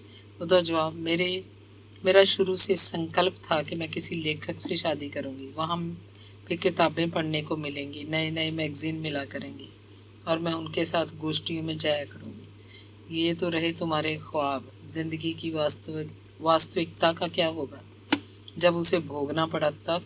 मैं एक नवा सवाल उछाल देता। वो कहती, रही बात ज़िंदगी की वास्तविकता की, वास्तविकता जो भी होगी ज़िंदगी के साथ वे जुड़ कर तो रहेगी। अब भी तो भोग रही हूँ जिंदगी की वास्तविकता, भाग कर कहाँ जाएंगे इससे। सूरज छिप जाण बाद असी घर पहुंचे। शोभा दियां भैणां उहदे नाल मिठा मिठा लड़न लगियां। छब्बो ताई, कहाँ लगा के आई हो तुम इतनी देर। उन्हां दे हत्थां नूं झंझक सुटदी, झूठ मूठ उन्हां दीयां अखां कढ़दी। मैं देखिया गुरचरण सारे टब्बर नाल घुल मिल चुकिया सी। 3 कुड़ियां, 2 मुंडे उहदे चुटकले सुणदे लोट पोट हुंदे। सब उहदे आले दुआले बैठे सी। ਮੰਮੀ ਵੀ ਗੁਰਚਰਨ ਦੀਆਂ ਗੱਲਾਂ 'ਤੇ ਮੁਸਕਰਾ ਰਹੀ ਸੀ। ਉਹ ਹਾਲੇ ਵੀ ਬੋਲੀ ਜਾ ਰਿਹਾ ਸੀ। ਮੈਂ ਉਹਨੂੰ ਝਿੜਕਿਆ, ਪਾਸ ਕਰ ਹੁਣ, ਕਿਉਂ ਪਕਾਈ ਮਾਰੀ ਹੈ। ਉਹ ਕਹਿੰਦਾ, ਕਿਹੜੀ ਪਕਾਈ, ਮੈਂ ਤਾਂ ਹਿੰਦੀ ਬੋਲ ਦੇਖਦਾ। ਫਿਰ ਹੱਸਿਆ। ਅਣਖੀ, ਮੈਨੂੰ ਤਾਂ ਲੱਗਦਾ ਇਹ ਸਾਰੇ ਤੇਰੇ ਨਾਲੋਂ ਮੇਰੇ ਕੰਨੀ ਬਹੁਤਾ ਹੋਈ ਬੈਠੇ ਆ। ਤੈਨੂੰ ਖਤਰਾ ਭਾਈ, ਫਿਰ ਕਹੇਂਗਾ ਦੱਸਿਆ ਨਹੀਂ। ਜਾਂ ਤਾਂ ਇੱਕ ਮੈਂ ਵੀ ਲੈ ਚੱਲਦਾ, ਮੇਲੇ ਨੂੰ ਵੱਡੀ ਰਾਣੀ ਬਣਾ ਦਿਆਂਗੇ। ਪਿੱਛੋਂ ਪਤਾ ਲੱਗਿਆ ਬਾਊ ਜੀ ਆਪਣੇ ਇੱਕ ਕੁਲੀਗ ਕੋਲ ਸਲਾਹ ਕਰਨ ਚਲੇ ਗਏ ਸੀ। ਉਹਨਾਂ ਦਾ ਇਹ ਕੁਲੀਗ ਮੱਧ ਪ੍ਰਦੇਸ਼ ਦੇ ਉਜੈਨ ਸ਼ਹਿਰ ਦਾ ਰਹਿਣ ਵਾਲਾ ਸੀ। ਸ਼ਰਦ ਮਾਂਡਲੇ ਨਾਂ ਸੀ ਉਹਦਾ। ਬਾਊ ਜੀ ਅਜੇ ਵੀ ਦੁਚਿੱਤੀ 'ਚ ਸਨ। मांडले कहना, पाटिल साहब लड़की अपने विश्वास पर जा रही है तो जाने दो, जो इसका भाग्य होगा देखा जाएगा। शरद मांडले ने सगों बाऊ जी ਨੂੰ ਮਾਨਸਿਕ ਤੌਰ ਤੇ ਤਕੜਾ ਕਰਤਾ। ਮੇਰੇ ਤੇ ਸ਼ੋਭਾ ਦੇ ਗੁਰਦੁਆਰੇ ਜਾਣ ਪਿੱਛੋਂ ਗੁਰਚਰਨ ਨੇ ਵੀ ਘਰ 'ਚ ਮੇਰੀ ਪ੍ਰਸ਼ੰਸਾ ਦੇ ਵੱਡੇ ਵੱਡੇ ਪੁਲ ਉਸਾਰਤੇ। ਦੂਜੇ ਦਿਨ 10 ਵਜੇ ਅਸੀਂ ਹਾਥੀ ਭਾਟਾ ਗੁਰਦੁਆਰੇ ਗਏ। ਸਾਡੇ ਸ਼ੁਭ ਆਨੰਦ ਕਾਰਜ ਹੋ ਗਏ। ਭਾਈ ਜੀ ਨੇ ਗੁਰਦੁਆਰਾ ਸਾਹਿਬ ਦੇ ਰਜਿਸਟਰ 'ਚ ਸਾਡੇ ਵਿਆਹ ਨੂੰ ਰਿਕਾਰਡ ਕੀਤਾ। ਲਿਖਤ ਤੇ ਮੇਰੇ ਤੇ ਸ਼ੋਭਾ ਦੇ ਦਸਖਤ ਕਰਾਏ। ਬਾਊ ਜੀ ਤੇ ਮਾਂਡਲੇ ਸਾਹਿਬ ਨੇ ਵੀ ਦਸਖਤ ਕੀਤੇ। ਗੁਰਦੁਆਰਾ ਪ੍ਰਬੰਧਕ ਕਮੇਟੀ ਦੇ ਪ੍ਰਧਾਨ ਤੇ ਗੁਰਚਰਨ ਦੇ ਦਸਖਤ ਵੀ ਹੋਏ। ਗੁਰਚਰਨ ਚਾਲ ਭੀਖੀ ਉੱਤੇ ਮੇਰਾ ਸਰਵਾਲਾ ਵੀ, ਮੇਰਾ ਨਾਈ ਵੀ, ਮੇਰਾ ਪਿਓ ਵੀ। ਸਾਰੀਆਂ ਰਸਮਾਂ ਹੋ ਚੁੱਕਣ ਤੋਂ ਬਾਅਦ ਭਾਈ ਜੀ ਨੇ ਸ਼ੋਭਾ ਨੂੰ ਇੱਕ ਪਿਆਜ਼ੀ ਰੰਗ ਦਾ ਪਟਕਾ ਦਿੱਤਾ। ਕਹਿੰਦਾ, ਇਹ ਤੇਰੇ ਸ਼ਗਨਾਂ ਦੀ ਵਸਤੂ ਹੈ ਬੀਬੀ ਸ਼ੋਭਾ ਕੌਰ, ਇਹਨੂੰ ਆਪਣੇ ਟਰੰਕ 'ਚ ਸਾਰੀ ਉਮਰ ਸੰਭਾਲ ਕੇ ਰੱਖੀ। ਸਤਿਗੁਰ ਸੱਚੇ ਪਾਤਸ਼ਾਹ ਭਲੀ ਕਰਨਗੇ ਤੇ ਸਦਾ ਤੇਰੇ ਅੰਗ ਸੰਗ ਰਹਿਣਗੇ। ਹਾਂ, ਪਰਿਵਾਰ ਦੀ ਨੇਕ ਕਮਾਈ 'ਚੋਂ ਦਸਵਾਂ ਦਸੌਂਦ ਕੱਢਣਾ ਨਾ ਭੁੱਲੀ। ਗੁਰਦੁਆਰੇ ਪਾਟਿਲ ਪਰਿਵਾਰ ਨਾਲ ਮਾਂਡਲੇ ਦਾ ਪਰਿਵਾਰ, ਇੱਕ ਉਹਨਾਂ ਦਾ ਗੁਆਂਢੀ ਪੰਜਾਬੀ ਪਰਿਵਾਰ ਤੇ ਹੋਰ ਪਰਿਵਾਰ ਵੀ ਗਏ ਸੀ। ਸ਼ੋਭਾ ਪਾਟਿਲ ਹੁਣ ਸ਼ੋਭਾ ਅਣਖੀ ਬਣ ਚੁੱਕੀ ਸੀ। ਸ਼ੋਭਾ ਦੇ ਮਾਤਾ ਪਿਤਾ ਸਾਨੂੰ ਗੱਡੀ ਚੜ੍ਹਾ ਕੇ ਗਏ। ਸ਼ੋਭਾ ਦੀ ਮਾਂ ਜਦੋਂ ਗੱਡੀ ਦੇ ਡੱਬੇ 'ਚ ਸ਼ੋਭਾ ਕੋਲ ਬੈਠੀ ਸੀ ਤੇ ਗੁਰਚਰਨ ਵੀ ਉੱਥੇ ਹੀ ਸੀ, ਬਾਊ ਜੀ ਮੈਨੂੰ ਪਰਾਂ ਲਿਜਾ ਕੇ ਕਹਿਣ ਲੱਗੇ, ਲੜਕੀ ਜ਼ਰਾ ਪਗਲੀ ਹੈ, ਸੰਭਾਲ ਕਰ ਰੱਖਣਾ। ਉਹਨਾਂ ਦੀਆਂ ਅੱਖਾਂ 'ਚ ਪਾਣੀ ਸੀ ਤੇ ਬੋਲ ਭਾਰਾ ਭਾਰਾ। ਸ਼ੋਭਾ ਨੇ ਕਈ ਮਹੀਨਿਆਂ ਪਿੱਛੋਂ ਮੈਨੂੰ ਦੱਸਿਆ ਕਿ ਉਸ ਦਿਨ ਘਰੋਂ ਤੁਰਨ ਤੋਂ ਪਹਿਲਾਂ ਬਾਊ ਜੀ ਨੇ ਉਹਨੂੰ ਅੱਡ ਕਰਕੇ ਆਖਿਆ ਸੀ, ਜਾ ਤੋ ਰਹੀ ਹੋ, ਅਗਰ ਇਹ ਆਦਮੀ तुम्हें ਰੱਖ ਨਾ ਸਕਾ ਤਾਂ ਮੇਰੇ ਘਰ ਵਾਪਸ ਮਤ ਆਣਾ। ਅਜਮੇਰ ਤੋਂ ਮਾਨਸਾ ਤੱਕ ਗੁਰਚਰਨ ਨੇ ਗੱਡੀ 'ਚ ਸ਼ੋਭਾ ਨਾਲ ਪੂਰੀ ਹਿੰਦੀ ਮਾਰੀ। ਉਹਨੂੰ ਨਵੇਂ ਨਵੇਂ ਲਤੀਫੇ ਸੁਣਾਉਂਦਾ, ਉਹਦੇ ਨਾਲ ਹਿੰਦੀ ਕਹਾਣੀਕਾਰਾਂ ਦੀਆਂ ਗੱਲਾਂ ਕਰਦਾ, ਉਹ ਤੋਂ ਉਹਦੀਆਂ ਸਹੇਲੀਆਂ ਬਾਰੇ ਪੁੱਛਦਾ। ਗੁਰਚਰਨ ਨੂੰ ਦੁਸ਼ਯੰਤ ਕੁਮਾਰ ਸਾਰਾ ਜ਼ੁਬਾਨੀ ਯਾਦ ਸੀ। ਕਦੇ ਉਹ ਸ਼ੋਭਾ ਨੂੰ ਦੁਸ਼ਯੰਤ ਦੀ ਕੋਈ ਗਜ਼ਲ ਸੁਣਾਉਣ ਲੱਗਦਾ, ਸ਼ੋਭਾ ਦਾਦ ਦਿੰਦੀ। ਰਾਤੀ ਅਸੀਂ ਮਾਨਸਾ ਠਹਿਰੇ ਤੇ ਦੂਜੇ ਦਿਨ ਹਨੇਰੇ ਹੋਏ ਬਰਨਾਲੇ ਪਹੁੰਚੇ। ਗੁਰਚਰਨ ਮਾਨਸਾ ਤੋਂ ਹੀ ਸਾਡੇ ਨਾਲੋਂ ਨਿਕਲ ਗਿਆ ਸੀ। ਘਰ 'ਚ ਕੋਈ ਸਮਾਨ ਨਹੀਂ ਸੀ। ਪਿਛਲੀ ਰਾਤ ਰੋਟੀ ਅਸੀਂ ਬੱਸ ਸਟੈਂਡ ਦੇ ਇੱਕ ਹੋਟਲ 'ਤੇ ਖਾਧੀ। ਉਹਨੂੰ ਬਰਨਾਲੇ ਘਰ 'ਚ ਇਕੱਲੇ ਛੱਡ ਕੇ ਮੈਂ ਸਵੇਰੇ ਸਵੇਰੇ ਧੌਲੇ ਗਿਆ ਤੇ ਇੱਕ ਊਠ ਗੱਡੀ 'ਚ ਘਰ ਦਾ ਸਾਰਾ ਸਮਾਨ ਲੱਦ ਲਿਆਇਆ। ਬਿਸਤਰੇ, ਮੰਜੇ, ਪੀੜ੍ਹੀਆਂ, ਭਾਂਡਾ ਟੀਂਡਾ, ਕਿਤਾਬਾਂ ਦੀ ਪੰਡ ਬੰਨ੍ਹ ਲਿਆਇਆ। ਪਿੰਡ ਜਾ ਕੇ ਸ਼ੋਭਾ ਬਾਰੇ ਸਭ ਤੋਂ ਪਹਿਲਾਂ ਮੈਂ ਆਪਣੇ ਛੋਟੇ ਮੁੰਡੇ ਬਿੱਟੂ ਨੂੰ ਦੱਸਿਆ, ਮੈਂ ਤੇਰੀ ਨਵੀਂ ਬੀਬੀ ਲੈ ਕੇ ਆਇਆ। ਬੱਚੇ ਆਪਣੀ ਮਾਂ ਨੂੰ ਬੀਬੀ ਆਖਦੇ ਸੀ। ਬਿੱਟੂ ਨੇ ਘਰ ਦੇ ਸਭ ਜਣਿਆਂ ਨੂੰ ਦੱਸਤਾ ਤੇ ਫਿਰ ਮੇਰੇ ਵੱਲ ਕੋਈ ਸ਼ੱਕ ਤੇ ਹੈਰਾਨੀ ਭਰੀਆਂ ਨਿਗਾਹਾਂ ਨਾਲ ਝਾਕਦਾ। ਸ਼ਾਇਦ ਕਿਸੇ 'ਚ ਹਿੰਮਤ ਨਹੀਂ ਸੀ ਕਿ ਮੈਨੂੰ ਕੁਝ ਪੁੱਛ ਸਕੇ। ਮੇਰੇ 'ਚ ਹਿੰਮਤ ਕਿੱਥੇ ਸੀ ਕਿ ਮੈਂ ਬੇਬੇ ਕੋਲ, ਚਾਚੇ ਕੋਲ ਜਾਂ ਨਵਜੋਸ਼ ਛੋਟੀ ਕੋਲ ਸਭ ਦੱਸ ਸਕਦਾ। ਆਪਣੇ ਨਿਰਣੇ ਦੀ ਪ੍ਰਾਪਤੀ ਦਾ ਮੈਂ ਹੀ ਜ਼ਿੰਮੇਵਾਰ ਸੀ। ਇਹ ਕੋਈ ਖੁਸ਼ੀ ਵਰਗਾ ਹਾਦਸਾ ਵੀ ਨਹੀਂ ਸੀ। ਊਠ ਗੱਡੀ ਸਾਰਾ ਸਮਾਨ ਲੈ ਕੇ ਜਦੋਂ ਬਰਨਾਲੇ ਨੂੰ ਤੁਰ ਗਈ ਤਾਂ ਮੈਂ ਆਪਣੀ ਖਾਲੀ ਸਬਾਤ 'ਚ ਬੈਠ ਕੇ ਰੋਣ ਲੱਗ ਪਿਆ। ਮੈਂ ਆਪਣੇ ਘਰ ਨੂੰ ਛੱਡ ਕੇ ਜਾ ਰਿਹਾ ਸੀ, ਆਪਣੇ ਪਿੰਡ ਨੂੰ ਛੱਡ ਕੇ ਜਾ ਰਿਹਾ ਸੀ, ਆਪਣੀ ਜਨਮ ਭੂਮੀ ਨੂੰ। ਮੇਰਾ ਮਨ ਬਦੋ-ਬਦੀ ਉੱਛਲ ਆਇਆ ਸੀ। ਮੇਰੀਆਂ ਉੱਚੀ ਉੱਚੀ ਚਾਂਗਾਂ ਨਿਕਲ ਗਈਆਂ। ਨਵਜੋਸ਼ ਤੇ ਛੋਟੀ ਭੱਜ ਕੇ ਆਏ। ਮੈਨੂੰ ਰੋਂਦਾ ਵੇਖ ਕੇ ਉਹ ਵੀ ਰੋਣ ਲੱਗੀ। ਛੋਟੀ ਕਹਿੰਦੀ, ਫੁੱਫੜ ਜੀ ਤੁਸੀਂ ਤਾਂ ਸਗੋਂ ਸਾਨੂੰ ਸਮਝਾਉਣਾ ਸੀ, ਤੁਸੀਂ ਵੱਡੇ ਹੋ, ਤੁਸੀਂ ਤਾਂ ਆਪ ਹੀ ਰੋਣ ਲੱਗ ਪਏ। ਅਸੀਂ ਕਿਹਦੇ ਕੋਲ ਰੋਈਏ, ਸਾਨੂੰ ਕਿਹੜਾ ਦੁੱਖ ਨਹੀਂ। ਪੁੱਤਾਂ ਵਰਗਾ ਮੇਰਾ ਛੋਟਾ ਭਾਈ ਮੈਨੂੰ ਕੁਝ ਵੀ ਨਾ ਸਮਝਾ ਸਕਿਆ, ਕੁਝ ਵੀ ਨਹੀਂ ਆਖ ਸਕਿਆ। ਛੋਟੀ ਦਇਆਵੰਤੀ ਮੇਰੇ ਸਾਲੇ ਦੀ ਧੀ, ਭਾਗਵੰਤੀ ਦੀ ਭਤੀਜੀ ਮੇਰੇ ਛੋਟੇ ਭਰਾ ਨਵਜੋਸ਼ ਨੂੰ ਵਿਆਹੀ ਹੋਈ ਸੀ। ਹੁਣ ਸੋਚਦਾ ਮੈਂ ਰੋਇਆ ਕਿਉਂ ਸੀ। ਸ਼ਾਇਦ ਇਸ ਕਰਕੇ ਜਿਵੇਂ ਛੋਟੇ ਬੱਚੇ ਨੂੰ ਆਪਣੀ ਮਾਂ ਦੀ ਛਾਤੀਆਂ ਤੋੜ ਦਿੱਤਾ ਜਾਏ, ਮੈਨੂੰ ਮੇਰੀ ਹੋਣੀ ਨੇ ਮੇਰੀ ਜਨਮ ਭੂਮੀ ਨਾਲੋਂ ਇੰਝ ਹੀ ਤੋੜਤਾ ਸੀ। ਮੈਂ ਉੱਥੇ ਫਿਰ ਕਦੇ ਕੰਮ ਧੰਦੇ ਹੀ ਜਾਣਾ ਸੀ। ਇਸ ਮਿੱਟੀ ਦੀ ਸੁਗੰਧ ਮੇਰੇ ਹੱਡਾਂ 'ਚ ਹੌਲੀ ਹੌਲੀ ਮੁੱਕ ਜਾਣੀ ਸੀ। ਬਰਨਾਲਾ ਮੇਰੇ ਲਈ ਪਰਦੇਸ ਸੀ, ਪਰ ਮੈਂ ਕੀ ਕਰਦਾ। ਬਰਨਾਲੇ ਮਕਾਨ ਬਣਾਉਣ ਦਾ ਮੇਰਾ ਮਤਲਬ ਸੀ ਕਿ ਸ਼ੋਭਾ ਨੂੰ ਲਿਆ ਕੇ ਮੈਂ ਇੱਥੇ ਰੱਖਾਂਗਾ, ਧੌਲੇ ਨਹੀਂ। ਉਹਨੂੰ ਧੌਲੇ ਰੱਖਦਾ ਤਾਂ ਪਿੰਡ ਦੇ ਲੋਕਾਂ ਨੇ ਤੂਫਾਨ ਖੜਾ ਕਰ ਦੇਣਾ ਸੀ। ਸ਼ਹਿਰ ਫੇਰ ਵੀ ਸ਼ਹਿਰ ਹੁੰਦਾ। ਸ਼ਹਿਰ ਵਿੱਚ ਤਾਂ ਗੁਆਂਢੀ ਨੂੰ ਗੁਆਂਢੀ ਦਾ ਪਤਾ ਨਹੀਂ ਹੁੰਦਾ। ਪਿੰਡ ਦੀ ਕਲਚਰ ਨੂੰ ਮੈਂ ਚੰਗੀ ਤਰ੍ਹਾਂ ਜਾਣਦਾ ਸੀ। ਮੈਂ ਲੱਕ ਬੰਨ੍ਹ ਨੂੰ ਬੰਨ੍ਹਦਾ, ਉਹਨਾਂ ਨੇ ਸ਼ੋਭਾ ਨੂੰ ਟਿਕਣ ਨਹੀਂ ਦੇਣਾ ਸੀ। ਉਹ ਪੰਜਾਬਣ ਨਹੀਂ ਸੀ। ਗੈਰ ਪੰਜਾਬਣ ਪਿੰਡ ਦੇ ਲੋਕਾਂ ਲਈ ਗਾਜਰ ਮੂਲੀ ਤੋਂ ਵੱਧ ਕੁਝ ਨਹੀਂ ਹੁੰਦੀ। ਗੈਰ ਪੰਜਾਬਣਾਂ ਨਾਲ ਪਿੰਡਾਂ 'ਚ ਹੁੰਦਾ ਵਰਤਾਓ ਮੈਂ ਦੇਖਿਆ ਹੋਇਆ। ਸਾਡੇ ਪਿੰਡ ਦੀਆਂ ਹੀ ਅਜਿਹੀਆਂ ਗੈਰ ਪੰਜਾਬੀ ਔਰਤਾਂ ਦੇ ਜੀਵਨ ਨੂੰ ਮੈਂ ਜਾਣਦਾ। ਸਮਾਂ ਪਾ ਕੇ ਬਾਅਦ 'ਚ ਚਾਹੇ ਉਹ ਟਿਕ ਗਈਆਂ, ਘਰ ਬੰਨ੍ਹ ਲਏ, ਪਰ ਇੱਕ ਵਾਰ ਤਾਂ ਲੋਕਾਂ ਨੇ ਉਹਨਾਂ ਦਾ ਜਿਉਣਾ ਮੁਹਾਲ ਕਰ ਰੱਖਿਆ ਸੀ। ਮੈਨੂੰ ਉਹ ਦਿਨ ਨਹੀਂ ਭੁੱਲਦਾ ਜਦੋਂ ਮੇਰੀ ਮਾਂ ਨੂੰ ਜਲਾਲ ਤੋਂ ਮੇਰੀ ਭੈਣ ਕੋਲੋਂ ਵਾਪਸ ਲਿਆਂਦਾ ਗਿਆ ਤੇ ਧੌਲੇ ਨੂੰ ਜਾਂਦੀ ਇੱਕ ਅੱਧ ਘੰਟੇ ਲਈ ਬਰਨਾਲੇ ਰੁਕੇ ਸੀ। ਮਾਂ ਨੂੰ ਮਰੀ ਦਾ ਸਦਮਾ ਨਹੀਂ ਸਹਿ ਸਕੀ ਸੀ ਤੇ ਪਾਗਲ ਹੋ ਗਈ। ਉਹਦਾ ਦਿਮਾਗ ਹਿੱਲ ਚੁੱਕਿਆ ਸੀ ਤੇ ਭੈਣ ਉਹਨੂੰ ਆਪਣੇ ਕੋਲ ਲੈ ਗਈ ਸੀ। ਫਿਰ ਉਹਦੇ ਮਰਨ ਤੋਂ 1 ਮਹੀਨਾ ਪਹਿਲਾਂ ਨਵਜੋਸ਼ ਉਹਨੂੰ ਪਿੰਡ ਲੈ ਆਇਆ। ਭੈਣ ਨੇ ਜਾਣ ਕੇ ਉਹਨੂੰ ਤੋਰ ਦਿੱਤਾ ਸੀ। ਅਖੇ ਇੱਥੇ ਧੀ ਦੇ ਬਾਰੇ ਮੁੱਕ ਗਏ ਦਾ ਭਾਈ ਤੁਹਾਡੇ ਸ਼ਰੀਕੇ ਵਾਲੇ ਕੀ ਆਖਣਗੇ। ਪੁੱਤਾਂ ਤੋਂ ਬੁੜੀ ਆਖਰ ਵਕਤ ਸਾਂਭ ਨਾ ਹੋਈ। ਫਿਰ ਵੀ ਜੰਮਿਆ ਸੀ ਬੁੜੀ ਨੇ ਇਹਨਾਂ ਨੂੰ। ਮਾਂ ਨੇ ਸ਼ੋਭਾ ਨੂੰ ਪਹਿਲੀ ਵਾਰ ਦੇਖਿਆ ਤੇ ਜਦ ਭੈਣ ਨੇ ਕਿਹਾ, ਬੇਬੇ ਇਹ ਨੂੰਹ ਹੈ ਤੇਰੀ, ਮਿਲ ਲੈ, ਤਾਂ ਉਹਨੇ ਉਹਨੂੰ ਭਾਗਵੰਤੀ ਕਹਿ ਕੇ ਉਹਦਾ ਸਿਰ ਆਪਣੀ ਹਿੱਕ ਨਾਲ ਲਾ ਲਿਆ। ਮਾਂ ਅਗਸਤ 'ਚ ਪੂਰੀ ਹੋ ਗਈ। ਉਹਦੇ 70 ਤੇ ਸ਼ੋਭਾ ਪਿੰਡ ਨਹੀਂ ਗਈ ਤੇ ਨਾ ਹੀ ਮੈਂ ਉਹਨੂੰ ਭੋਗ ਵਾਲੇ ਦਿਨ ਲੈ ਕੇ ਗਿਆ। ਪਰ ਮਾਂ ਦੇ ਫੁੱਲ ਲੈ ਕੇ ਮੈਂ ਹਰਿਦੁਆਰ ਗਿਆ ਤਾਂ ਉਹ ਮੇਰੇ ਨਾਲ ਗਈ। ਸਤੰਬਰ ਵਿੱਚ ਸ਼ੋਭਾ ਦੇ ਮਾਂ-ਬਾਪ ਬਰਨਾਲੇ ਆਏ। ਦੋਵੇਂ ਛੋਟੇ ਭਰਾ ਰਾਜੂ, ਉਪਿੰਦਰ ਕੁਮਾਰ ਤੇ ਮਨੋਜ ਵੀ ਨਾਲ ਸੀ। ਮਾਂ ਦੇ ਅਫਸੋਸ ਦਾ ਬਹਾਨਾ ਬਣਾ ਕੇ ਉਹ ਸ਼ੋਭਾ ਦਾ ਪਤਾ ਲੈਣ ਆਏ ਸੀ। ਉਹਨਾਂ ਨੇ ਸੁਣਿਆ ਹੋਇਆ ਸੀ ਪੰਜਾਬੀ ਲੋਕ ਬਾਹਰਲੇ ਸੂਬਿਆਂ ਦੀਆਂ ਕੁੜੀਆਂ ਨੂੰ ਫਸਾ ਕੇ ਲੈ ਜਾਂਦੇ ਹਨ ਤੇ ਗਾਂ ਪੰਜਾਬ ਜਾ ਕੇ ਉਹਨਾਂ ਨੂੰ ਵੇਚ ਦਿੰਦੇ ਹਨ ਜਾਂ ਉਹਨਾਂ ਦੀ ਖੇ ਖਰਾਬੀ ਕਰਕੇ ਬਾਅਦ 'ਚ ਉਹਨਾਂ ਨੂੰ ਮਾਰ ਦਿੰਦੇ ਹਨ। ਪਤਾ ਲੈਣ ਆਏ ਸੀ ਕਿ ਉਹਨਾਂ ਦੀ ਧੀ ਕਿਸ ਸਾਲ 'ਚ ਹੈ, ਜਿਉਂਦੀ ਵੀ ਹੈ।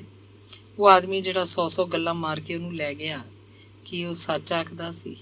ਉਹਨਾਂ ਨੂੰ ਸ਼ੋਭਾ ਦੀਆਂ ਚਿੱਠੀਆਂ 'ਤੇ ਵਿਸ਼ਵਾਸ ਨਹੀਂ ਆਇਆ ਸੀ। ਚਿੱਠੀ ਦਾ ਕੀ ਹੈ? ਚਿੱਠੀ ਤਾਂ ਬੰਦਾ ਕੁੱਟ ਮਾਰ ਕੇ ਵੀ, ਧਮਕਾ ਕੇ ਵੀ ਲਿਖਵਾ ਦਿੰਦਾ ਹੁੰਦਾ। ਤੇ ਫਿਰ ਅਜਮੇਰ ਜਾ ਕੇ ਉਹਨਾਂ ਨੇ ਅਕਤੂਬਰ 'ਚ ਇੱਕ ਪਾਰਟੀ ਦਾ ਇੰਤਜ਼ਾਮ ਕੀਤਾ।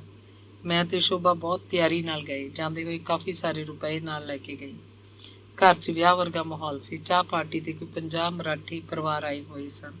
ਨੌਜਵਾਨ ਮੁੰਡੇ ਤੇ ਕੁੜੀਆਂ ਨੱਚ ਰਹੇ ਸਨ। ਹਿੰਦੀ ਤੇ ਮਰਾਠੀ ਗੀਤ ਗਾਏ ਜਾ ਰਹੇ ਸਨ। ਫੋਟੋਆਂ ਖਿੱਚੀਆਂ ਜਾ ਰਹੀਆਂ ਸੀ। ਗਦਰਾਏ ਸਰੀਰਾਂ ਵਾਲੀਆਂ ਸ਼ੋਭਾ ਦੀਆਂ ਸਹੇਲੀਆਂ ਨੱਚਦੀਆਂ ਗਾਉਂਦੀਆਂ। ਸ਼ੋਭਾ ਦੀ ਸਹੇਲੀ ਇੱਕ ਪੰਜਾਬੀ ਕੁੜੀ ਸਰੋਜ ਹਾਂਡਾ ਮੈਨੂੰ ਬਾਹੋਂ ਫੜ ਕੇ ਨੱਚਣ ਲਈ ਆਖਦੀ, ਜੀਜਾ ਜੀ ਕਰਦੀ। ਉਹ ਮੇਰੇ ਤੇ ਚੜ੍ਹ ਆਉਂਦੀ। ਬੜੀ ਮੂੰਹ ਜ਼ੋਰ ਕੁੜੀ ਸੀ ਉਹ। ਮੈਨੂੰ ਉਹਦੇ 'ਚੋਂ ਸੁਖਾਵਾਂ ਸੇਕ ਮਾਰਦਾ। ਸਭ ਮਰਾਠੀ ਪਰਿਵਾਰ ਮੈਨੂੰ ਸ਼ਗਨਾਂ ਦੇ ਰੁਪਏ ਦੇ ਕੇ ਗਏ। ਸ਼ੋਭਾ ਦੀ ਛੋਟੀ ਭੈਣ ਮਧੂ ਦਾ ਪਿਆਰ ਨਹੀਂ ਭੁੱਲਦਾ। ਉਹਨੇ ਸਾਲੀਆਂ ਵਾਲੇ ਸਾਰੇ ਚਾਅ ਪੂਰੇ ਕੀਤੇ। ਸਾਡੇ ਸਵਾਗਤ 'ਚ ਮਰਾਠੀ ਪਰਿਵਾਰ ਨੂੰ ਇਹ ਪਾਰਟੀ ਦੇ ਕੇ ਅਸਲ 'ਚ ਬਾਊ ਜੀ ਨੇ ਉਹਨਾਂ ਤੋਂ ਸ਼ੋਭਾ ਦੇ ਵਿਆਹ ਦੀ ਸਵੀਕ੍ਰਿਤੀ ਲਈ ਸੀ।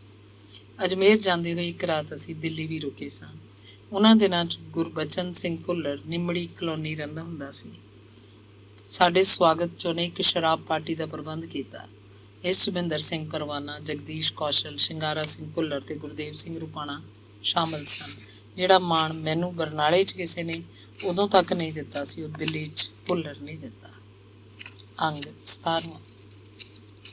ਮੇਰੇ ਛੋਟੇ ਛੋਏ 4 ਨਾਵਲ ਛਪ ਚੁੱਕੇ ਸਨ। ਉਹਨਾਂ 'ਚੋਂ ਸੁਲਗ ਦੀ ਰਾਤ ਕਾਫੀ ਚਰਚਿਤ ਹੋਇਆ। ਪ੍ਰੋਫੈਸਰ ਸੁਰਿੰਦਰ ਸਿੰਘ ਨਰੂਲਾ ਜਦੋਂ ਵੀ ਕਿਤੇ ਮਿਲਦੇ ਆਖਦੇ ਹਨ ਕਿ ਨਾਵਲੜੀਆਂ ਜਿਹੀਆਂ ਲਿਖੀ ਜਾਣ, ਕੋਈ ਵੱਡੇ ਕੈਨਵਸ ਵਾਲਾ ਨਾਵਲ ਲਿਖ। ਵੱਡੇ ਨਾਵਲ ਬਗੈਰ ਗਤੀ ਨਹੀਂ ਹੋਣੀ ਤੇਰੀ। 4 ਛੋਟੇ ਨਾਵਲ ਤੇ ਉਦੋਂ ਤੱਕ 200 ਵਿੱਚੋਂ ਲਗਭਗ 80% ਕਹਾਣੀਆਂ ਮੈਂ ਪੇਂਡੂ ਜ਼ਿੰਦਗੀ ਨੂੰ ਲੈ ਕੇ ਲਿਖੀਆਂ। ਮੈਂ ਸਾਰੀ ਉਮਰ ਪਿੰਡਾਂ 'ਚ ਰਿਹਾ। ਮੇਰਾ ਬਾਪ ਇੱਕ ਛੋਟਾ ਕਿਸਾਨ ਸੀ। ਕਿਸੇ ਸਮੇਂ ਮੈਂ ਖੁਦ ਵੀ ਖੇਤੀ ਦਾ ਕੰਮ ਕੀਤਾ ਸੀ। ਸਾਡੀ ਆਪਣੀ ਘਰ ਦੀ ਜ਼ਮੀਨ ਸੀ। ਛੋਟੇ ਕਿਸਾਨ ਲਈ ਖੇਤੀ ਦਾ ਕੰਮ ਇੱਕ ਪਹਾੜ ਹੈ। ਪਹਾੜ ਨਾਲ ਮੱਥਾ ਲਾਉਣ ਵਾਲੇ ਦਾ ਹਸ਼ਰ ਕੀ ਹੁੰਦਾ ਹੈ, ਸਭ ਨੂੰ ਪਤਾ ਹੈ। ਖੇਤੀ ਦਾ ਕੰਮ ਛੋਟੇ ਕਿਸਾਨ ਲਈ ਸੱਪ ਦੇ ਮੂੰਹ ਕੋੜ ਕਿਰਲੀ ਵਾਲੀ ਗੱਲ ਸੀ। ਖਾਂਦੇ ਤਾਂ ਕੋੜੇ, ਛੱਡਦੇ ਤਾਂ ਵੀ ਮਰਦਾ ਹੈ।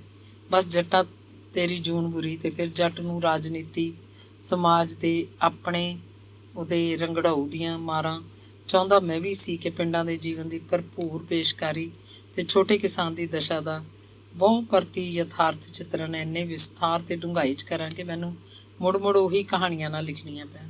ਫਿਰ ਛੋਟੇ ਛੋਟੇ ਨਾਵਲ। ਪਰ ਐਡਾ ਵੱਡਾ ਨਾਵਲ ਲਿਖਣ ਲਈ ਮੈਂ ਜਦੋਂ ਵੀ ਦਿਲ ਕੱਢਦਾ ਮੇਰਾ ਹੀਆ ਨਾ ਪੈਂਦਾ।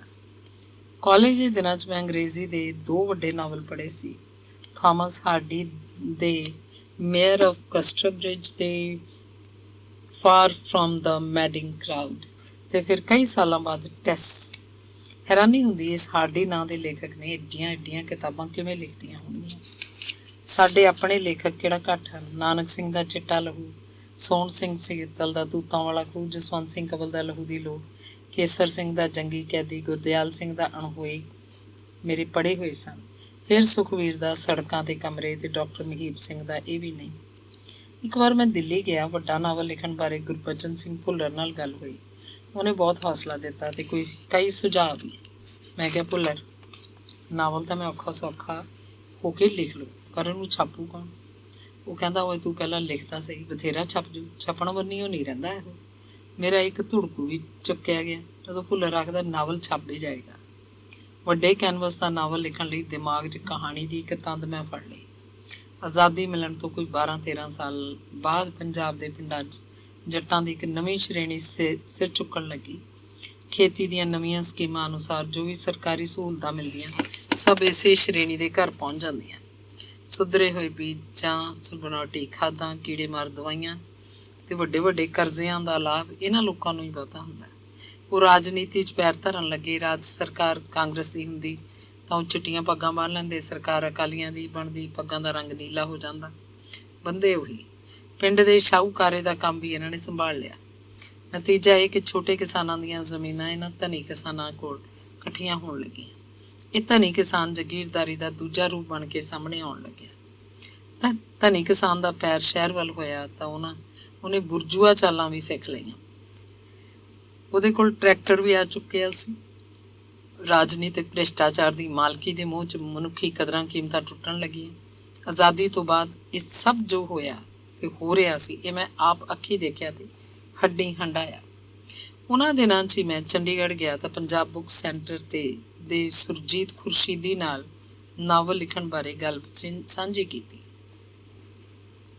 ਉਹਨੇ 10-12 ਕਿਤਾਬਾਂ ਦੀ ਇੱਕ ਸੂਚੀ ਬਣਾ ਕੇ ਦਿੱਤੀ। ਇਹ ਕਿਤਾਬਾਂ ਮੈਂ ਉੱਥੋਂ ਹੀ ਖਰੀਦ ਲਈਆਂ। ਰੂਸੀ ਕਿਤਾਬਾਂ ਦੇ ਪੰਜਾਬੀ ਅਨੁਵਾਦ ਸਨ। ਮਾਰਕਸੀ ਸਿਧਾਂਤ, ਨਿੱਜੀ ਜਾਇਦਾਦ, ਕਬੀਲਦਾਰੀ, ਪੇਂਡੂ ਅਰਥਚਾਰੇ ਤੇ ਸਾਹਿਤ ਕਲਾ ਸੰਬੰਧੀ ਸਨ ਇਹ ਕਿਤਾਬਾਂ। 2 ਕੁ ਮਹੀਨੇ ਲਾ ਕੇ ਮੈਂ ਪੜ੍ਹ ਲਈਆਂ। ਮੇਰੇ ਦਿਮਾਗ ਵਿਚਲੇ ਨਾਵਲ ਦੀ ਤੰਦ ਹੋਰ ਸਾਫ਼ ਹੋ ਗਈ। ਸ਼ੋਲੋਖੇਵ ਦਾ ਵਾਢਾਕਾਰੀ ਨਾਵਲ ਤੇ ਡੌਨ ਵਹਿੰਦਾ ਰਿਹਾ 1970 ਤੋਂ ਪਹਿਲਾਂ ਪੜ੍ਹਿਆ ਹੋਇਆ ਸੀ। ਉਹਨਾਂ ਦਿਨਾਂ 'ਚ ਮੈਂ ਹੰਡਿਆਏ ਸਕੂਲ 'ਚ ਹੁੰਦਾ। ਸਕੂਲ ਦੀ ਲਾਇਬ੍ਰੇਰੀ ਵਾਸਤੇ 4 ਜਿਲਦਾਂ ਖਰੀਦ ਲਿਆਇਆ ਸੀ, ਪਰ ਹੁਣ ਇਹ ਨਾਵਲ ਫੇਰ ਪੜ੍ਹਿਆ। ਦੁਬਾਰਾ ਪੜ੍ਹਨ ਨਾਲ ਹੋਰ ਸਮਝ ਆਈ। ਮੈਂ ਚਾਹੁੰਦਾ ਸੀ ਵੱਡੇ ਕੈਨਵਸ ਵਾਲੇ ਕਈ ਨਾਵਲ ਪੜ੍ਹੇ ਜਾਣ ਤਾਂ ਕਿ ਉਹਨਾਂ ਦਾ ਪੈਟਰਨ ਦਿਮਾਗ 'ਚ ਬੈਠ ਜਾਏ। ਮੈਨੂੰ ਆਪਣਾ ਨਾਵਲ ਲਿਖਣਾ ਸੁਖਾਲਾ ਲੱਗੇ। ਕੋਈ 20 ਨਾਵਲ ਘਰ ਲਿਆ ਕੇ ਰੱਖ ਲਏ। ਅੱਧੇ ਕੁ ਆਪ ਖਰੀਦ ਕੇ ਲਿਆਂਦੇ, ਬਾਕੀ ਇੱਧਰੋਂ ਉੱਧਰੋਂ ਲਾਇਬ੍ਰੇਰੀਆਂ 'ਚੋਂ ਇੱਕ ਇੱਕ ਕਰਕੇ ਸਭ ਨੂੰ ਪੜ੍ਹਿਆ। ਇੰਝ ਪ੍ਰੋਜੈਕਟ ਬਣਾ ਕੇ ਨਾਵਲ ਪੜ੍ਹਨ ਦਾ ਇੱਕ ਨਵਾਂ ਤਜਰਬਾ ਸੀ, ਜਿਵੇਂ ਕਿਸੇ ਇਮਤਿਹਾਨ 'ਚ ਬੈਠਣਾ ਹੋਵੇ।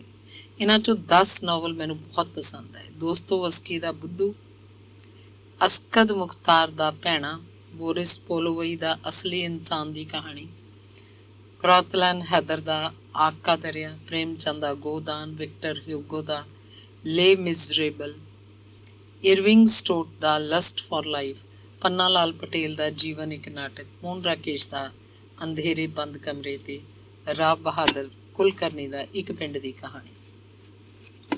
ਨਾਵਲ ਦੇ ਬਹੁਤੇ ਪਾਤਰ ਜੋ ਮੇਰੇ ਦਿਮਾਗ 'ਚ ਸਨ, ਉਹ ਮੇਰੇ ਆਪਣੇ ਪਿੰਡ ਦੇ ਜਿਉਂਦੇ ਬੰਦੇ ਸਨ। ਔਰਤਾਂ ਮਰਦ, ਮਰ ਮੁੱਕ ਚੁੱਕੇ ਬੰਦੇ ਵੀ ਮੇਰੇ ਨਾਲ ਸਨ। ਆਪਣੇ ਬਚਪਨ ਤੋਂ ਲੈ ਕੇ ਮੈਂ ਇਹਨਾਂ ਦੀ ਨੇੜਤਾ ਮਾਣੀ ਸੀ। ਕਈਆਂ ਨੂੰ ਅਥਾਹ ਪਿਆਰ ਕੀਤਾ ਸੀ, ਕਈਆਂ ਨੂੰ ਬੇਇੰਤਹਾ ਨਫ਼ਰਤ। ਜੀ ਕਰਦਾ ਸਾਲੇ ਦੇ ਗੋਲੀ ਮਾਰਾਂ, ਪਾਪੀ ਦਾ ਘਰ ਫੂਕ ਦਿਆਂ, ਵਿੱਚੇ ਮੱਚ ਜਾਣ ਉਹਦੀਆਂ ਥਾਈਆਂ ਤੇ ਚਪੱਤੇ। ਪਹਿਲਾਂ ਸੋਚਿਆ ਸੀ ਆਪਣੇ ਪਿੰਡ ਨੂੰ ਹੀ ਨਾਵਲ ਦਾ ਘਟਨਾ ਸਥਲ ਬਣਾ ਲਵਾਂ, ਪਰ ਫਿਰ ਦਿਮਾਗ 'ਚ ਆਇਆ ਨਾਵਲ 'ਚ ਤਾਂ 20 ਮਾੜੀਆਂ ਚੰਗੀਆਂ ਗੱਲਾਂ ਹੋਣਗੀਆਂ।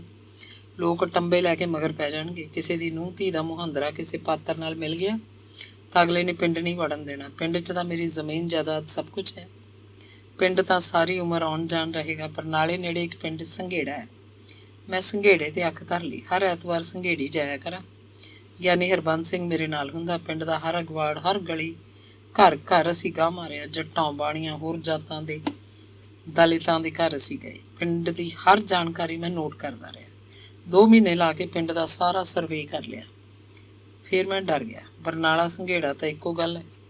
ਬਰਨਾਲੇ ਤਾਂ ਮੈਂ ਸਾਰੀ ਉਮਰ ਰਹਿਣਾ। ਤੇ ਫਿਰ ਸਰਵੇ ਕਰਨ ਵੇਲੇ ਪਤਾ ਲੱਗਿਆ ਸੀ ਇਸ ਪਿੰਡ ਦੇ 15-20 ਘਰ ਮੈਨੂੰ ਬਹੁਤ ਜਾਣਦੇ ਹੈ। ਸਾਡਾ ਯਾਰ ਮਹੰਤ ਮਾਘਵਾ ਨੰਦ ਇਸੇ ਪਿੰਡ ਦੀ ਜਿੰਦ ਜਾਨ ਹੈ। ਧੌਲੇ ਵਾਲੇ ਉਲਾਂਭੇ ਸੰਘੇੜਿਆਂ ਵਿੱਚੋਂ ਵੀ ਉੱਠ ਖੜਨਗੇ। ਸੰਘੇੜਾ ਵੀ ਛੱਡਤਾ। ਫਿਰ ਮੇਰੀ ਨਿਗਾਹ ਦੂਰ ਦੇ ਪਿੰਡ ਭਾਈ ਰੂਪੇ ਤੇ ਗਈ। ਹੈ ਵੀ ਇਤਿਹਾਸਕ ਪਿੰਡ। ਹਰ ਐਤਵਾਰ ਮੈਂ ਜਾਣ ਲੱਗਿਆ। ਉੱਥੇ ਦਾ ਸਰਵੇ ਗਿਆਨੀ ਭਾਗ ਸਿੰਘ ਨੇ ਕਰਾਇਆ। ਸਾਈਕਲ ਲੈ ਕੇ ਮੈਂ ਨੇੜੇ ਦੇ ਪਿੰਡਾਂ 'ਚ ਵੀ ਜਾਂਦਾ। ਇਹ ਇਲਾਕਾ ਮੇਰਾ ਪਹਿਲਾਂ ਹੀ ਦੇਖਿਆ ਸੀ। ਪਿੰਡ ਜਲਾਲ ਮੇਰੀ ਭੈਣ ਵਿਆਹੀ ਹੋਈ ਸੀ। 47 ਤੋਂ ਪਹਿਲਾਂ ਦੀਆਂ ਗੱਲਾਂ। ਭੈਣ ਕੋਲ ਜਦੋਂ ਮੈਂ ਜਾਂਦਾ, ਧੌਲਿਓਂ ਪੈਰੀਂ ਤੁਰ ਕੇ ਤਪੇ ਪਹੁੰਚਦਾ। ਉੱਥੋਂ ਰੇਲ ਗੱਡੀ ਫੜਦਾ। ਰਾਮਪੁਰਾ ਫੂਲ ਜਾ ਉਤਰਦਾ। ਫੂਲ ਦਰਵਾਜ਼ੇ ਤੋਂ ਪਾਰ ਸੂਏ ਕੋਲ ਗੁਰਦੁਆਰੇ ਸਾਹਮਣੇ ਇੱਕ ਲਾਰੀ ਖੜੀ ਹੁੰਦੀ ਹੈ। ਲਾਰੀ ਪਿੰਡਾਂ ਵਿੱਚ ਦੀ ਹੁੰਦੀ, ਦਿਆਲਪੁਰੇ ਤੱਕ ਜਾਂਦੀ। ਦਿਆਲਪੁਰੇ ਤੋਂ ਜਲਾਲ ਤੱਕ ਫੇਰ ਪੈਰੀ ਤੁਰਨਾ ਪੈਂਦਾ।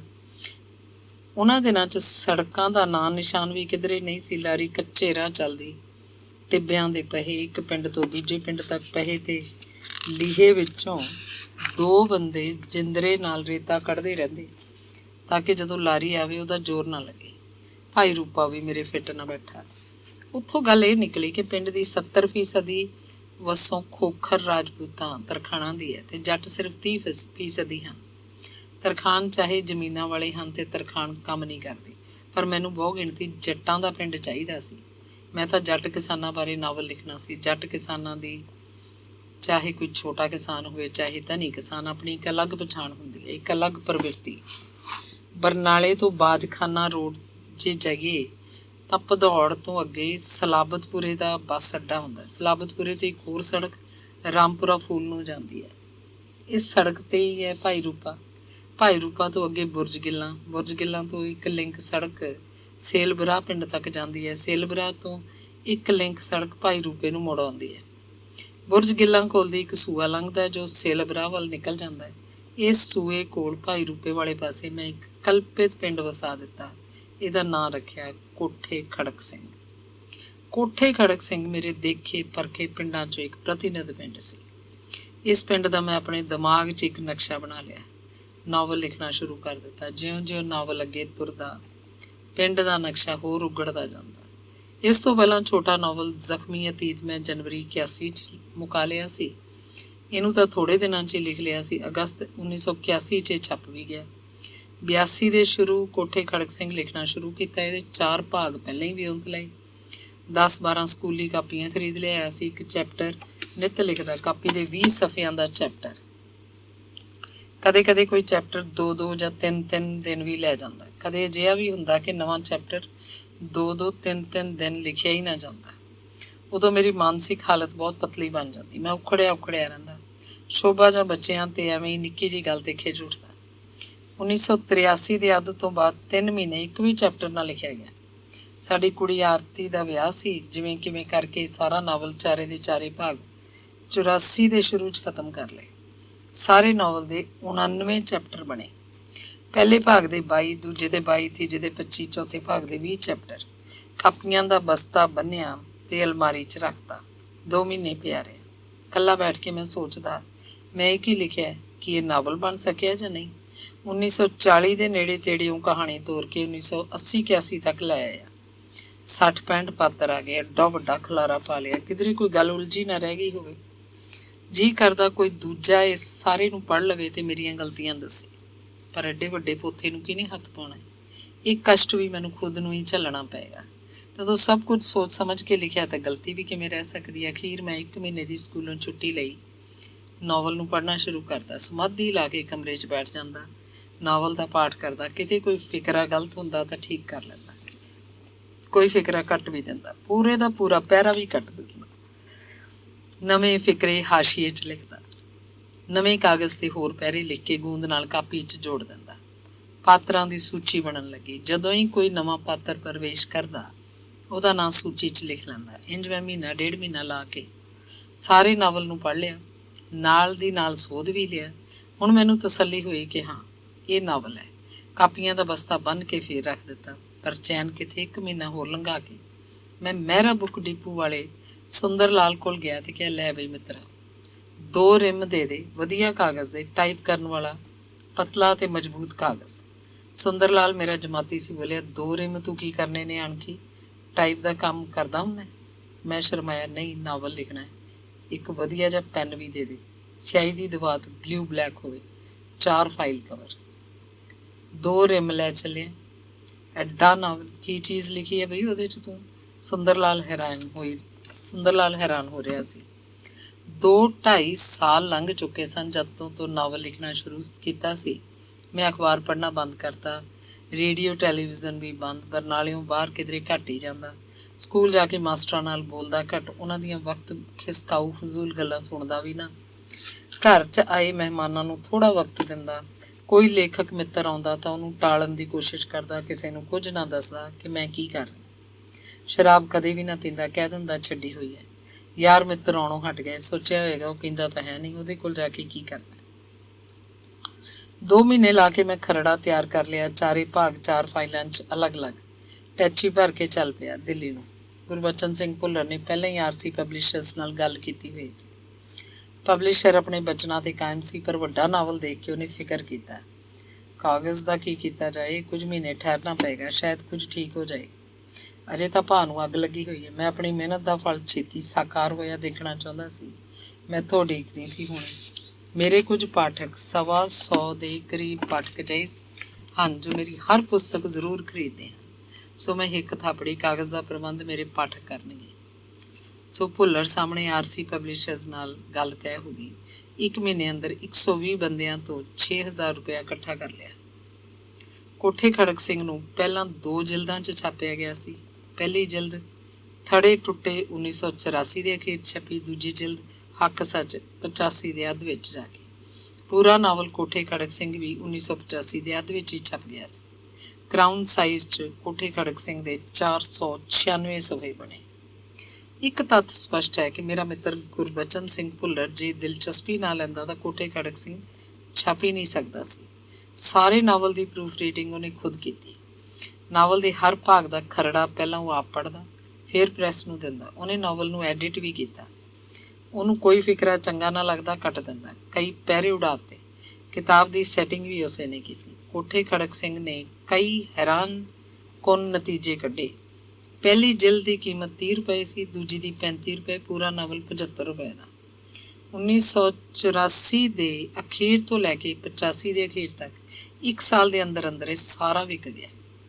ਪਬਲਿਸ਼ਰ ਦੇ ਸਟਾਕ 'ਚ ਨਾਵਲ ਦੀ ਇੱਕ ਕਾਪੀ ਬਾਕੀ ਨਹੀਂ ਬਚੀ, ਨਾ ਦੋਵੇਂ ਜਿਲਦਾਂ ਵਾਲੀ ਕੋਈ ਕਾਪੀ ਤੇ ਨਾ ਪੂਰੇ ਨਾਵਲ ਦੀ।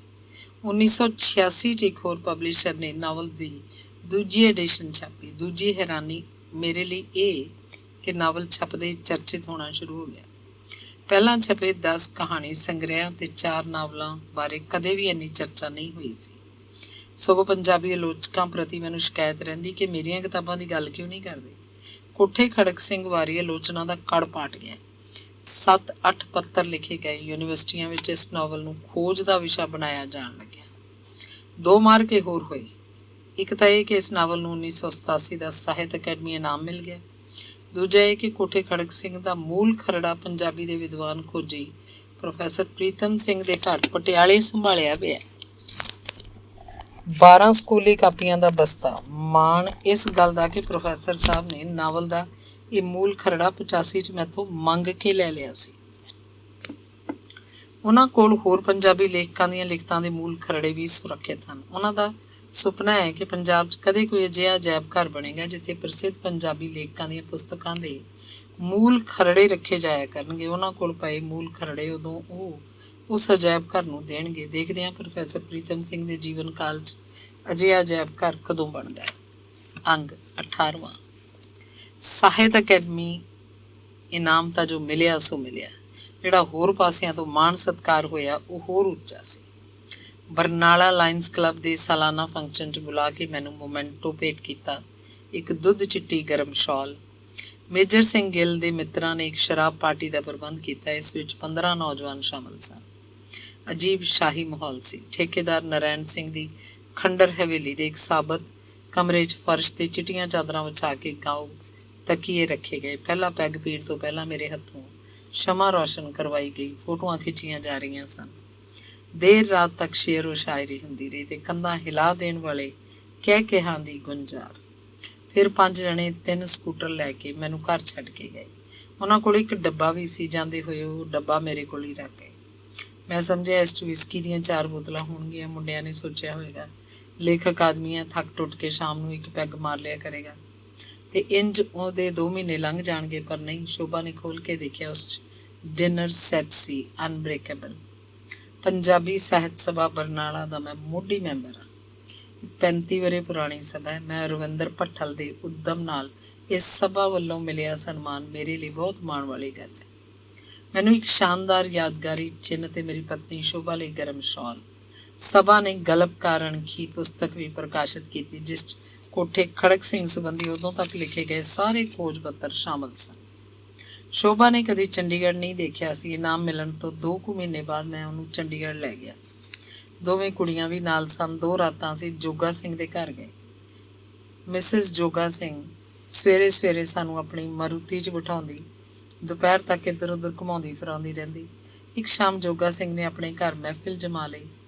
ਗੁਲਜ਼ਾਰ ਸਿੰਘ ਸੰਧੂ, ਹਰਭਜਨ ਹਲਵਾਰਵੀ, ਰਘਬੀਰ ਸਿੰਘ, ਦਲਬੀਰ, ਸ਼ਾਮ ਸਿੰਘ, ਸ਼ਿੰਗਾਰਾ ਸਿੰਘ ਭੁੱਲਰ, ਪ੍ਰੇਮ ਗੋਰਖੀ, ਕਸ਼ਮੀਰ ਸਿੰਘ ਪੰਨੂ, ਗੁਰਸ਼ਰਨ ਸਿੰਘ, ਨਿਰਮਲ ਦੱਤ, ਰਮਾ ਰਤਨ, ਅਮਰੀਕ ਗਿੱਲ ਤੇ 1-2 ਹੋਰ ਸ਼ਾਮਲ ਸੀ। ਕਿੰਨੀ ਸੁਖਾਵੀਂ ਗਰਮਾਹਟ ਸੀ ਮੇਰੀ ਸਮੁੱਚੀ ਜ਼ਿੰਦਗੀ ਨੂੰ ਲੈ ਕੇ, ਮੇਰੀਆਂ ਕਹਾਣੀਆਂ ਬਾਰੇ। ਕੋਠੇ ਖੜਕ ਸਿੰਘ ਸੰਬੰਧੀ ਮੈਥੋਂ ਸਵਾਲ ਪੁੱਛੇ ਜਾ ਰਹੇ ਸਨ। ਸਵਾਲ ਲੰਮੇ ਪਰ ਮੈਂ ਸੰਖੇਪ ਤੇ ਸੰਕੋਚਵੇਂ ਸ਼ਬਦਾਂ 'ਚ ਜਵਾਬ ਦੇ ਕੇ ਬਹਿਸ ਨੂੰ ਅੱਗੇ ਤੋਰ ਦਿੰਦਾ। ਗੱਲਾਂ 'ਚੋਂ ਗੱਲਾਂ ਨਿਕਲ ਰਹੀਆਂ ਸਨ। ਬੜਾ ਮਜ਼ਾ ਆ ਰਿਹਾ ਸੀ। ਇੰਨੀ ਵਧੀਆ ਮਹਿਫਿਲ 'ਚ ਇੰਨੇ ਚੰਗੇ ਲੋਕਾਂ ਵੱਲੋਂ ਇਸ ਤਰ੍ਹਾਂ ਪਹਿਲਾਂ ਕਦੇ ਮੈਨੂੰ ਬਹਿਸ ਦਾ ਕੇਂਦਰ ਬਿੰਦੂ ਨਹੀਂ ਬਣਾਇਆ ਗਿਆ ਸੀ। ਚੰਡੀਗੜ੍ਹ ਤਾਂ ਪਹਿਲਾਂ ਵੀ ਮੈਂ 100 ਵਾਰੀ ਆਇਆ ਹੋਵਾਂਗਾ, ਪਰ ਇਹ ਸ਼ਾਮ ਯਾਦਗਾਰੀ ਸੀ। ਜੋਗਾ ਸਿੰਘ ਮੈਨੂੰ ਆਪਣਾ ਗਰਾਈ ਕਹਿ ਕੇ ਵਡਿਆਈ ਦੇ ਤੇ ਫਖਰ ਜਤਾ ਰਿਹਾ ਸੀ। ਉਸ ਦਿਨ ਮੇਰਾ ਉਹ ਮਲੰਗ ਯਾਰ ਮੈਨੂੰ ਬਹੁਤ ਚੰਗਾ ਲੱਗਾ।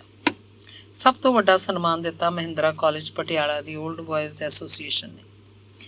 14 ਮਾਰਚ 1988 ਵਾਲੇ ਦਿਨ ਇੱਕ ਵਿਸ਼ਾਲ ਸਮਾਰੋਹ ਸੀ। ਡਾਕ ਤਾਰ ਵਿਭਾਗ ਨੇ ਮਹਿੰਦਰਾ ਕਾਲਜ ਦਾ ਯਾਦਗਾਰੀ ਡਾਕ ਟਿਕਟ ਜਾਰੀ ਕੀਤਾ ਸੀ। ਇਸ ਸਮੇਂ ਜਿਹੜਾ ਸੋਵੀਨਰ ਛਾਪਿਆ ਗਿਆ ਉਸ 'ਚ ਕੁਝ ਪੁਰਾਣੇ ਵਿਦਿਆਰਥੀਆਂ ਦੇ ਨਾਲ ਮੇਰੇ ਬਾਰੇ ਫਖਰਯੋਗ ਟਿੱਪਣੀ ਸੀ। ਮੈਨੂੰ ਇੱਕ ਦਿਲ ਲੁਭਾਣੀ ਤੇ ਸਚਿੱਤਰ ਕੰਧ ਘੜੀ ਪਿਆਰ ਭੇਟ ਵਜੋਂ ਦਿੱਤੀ ਗਈ। ਮਹਿੰਦਰ ਕਾਲਜ ਪਟਿਆਲਾ ਉਹ ਕਾਲਜ ਹੈ ਜਿੱਥੇ ਮੈਂ ਆਪਣੀ ਚੜ੍ਹਦੀ ਜਵਾਨੀ ਦੇ 2 ਸਾਲ ਇੱਕ ਮਿੱਠੇ ਪਿਆਰੇ ਸੁਪਨੇ ਵਾਂਗ ਗੁਜ਼ਾਰੇ ਸਨ। ਉਸ ਦਿਨ ਜਦੋਂ ਮੈਂ ਉਸ ਫੰਕਸ਼ਨ 'ਚ ਸ਼ਾਮਲ ਹੋਇਆ ਤਾਂ ਮੇਰਾ ਬਾਰ-ਬਾਰ ਇਹੀ ਜੀਅ ਕਰੇ ਕਿ ਮੈਂ ਕਾਲਜ ਦੇ ਪ੍ਰਿੰਸੀਪਲ ਨੂੰ ਕਹਾਂ, ਜੇ ਤੁਸੀਂ ਮੇਰਾ ਅਸਲੀ ਸਨਮਾਨ ਕਰਨਾ ਚਾਹੁੰਦੇ ਹੋ ਤਾਂ ਮੈਨੂੰ BA ਪਾਰਟ 1 'ਚ ਦਾਖਲ ਕਰ ਲਓ। ਮੈਂ ਇਸ ਕਾਲਜ 'ਚ ਦੁਬਾਰਾ ਆ ਕੇ ਪੜ੍ਹਨਾ ਚਾਹੁੰਦਾ। ਮੈਂ ਸਕੂਲ ਟੀਚਰ ਸਾਂ। ਇਹ ਵਧੀਆ ਗੱਲ ਹੁੰਦੀ ਜੇ ਮੇਰਾ ਸਕੂਲ ਵੀ ਮੇਰਾ ਸਨਮਾਨ ਕਰਦਾ। ਸਕੂਲੀ ਪੱਧਰ ਦਾ ਹੀ ਨਿੱਕਾ ਮੋਟਾ ਸਨਮਾਨ ਇਸੇ ਗੱਲ ਨੂੰ ਲਿਆ ਜਾ ਸਕਦਾ ਸੀ ਕਿ ਹੁਣ ਤੱਕ ਸਾਹਿਤ ਅਕੈਡਮੀ ਇਨਾਮ ਜੇਤੂ ਪੰਜਾਬੀ ਲੇਖਕਾਂ ਵਿੱਚੋਂ ਮੈਂ ਪਹਿਲਾ ਸਕੂਲ ਮਾਸਟਰ ਸੀ। ਸਾਹਿਤ ਅਕੈਡਮੀ ਵਾਲਿਆਂ ਨੇ ਤਾਂ ਮੇਰੇ ਪ੍ਰਸ਼ਸਤੀ ਪੱਤਰ ਵਿੱਚ ਖਾਸ ਤੌਰ 'ਤੇ ਲਿਖਿਆ ਸੀ, ਇਹਨਾਂ ਨੇ ਆਪਣੇ ਆਪ ਨੂੰ ਸਕੂਲ ਅਧਿਆਪਕ ਦੇ ਕਾਰਜ ਲਈ ਸਮਰਪਿਤ ਕੀਤਾ ਹੋਇਆ।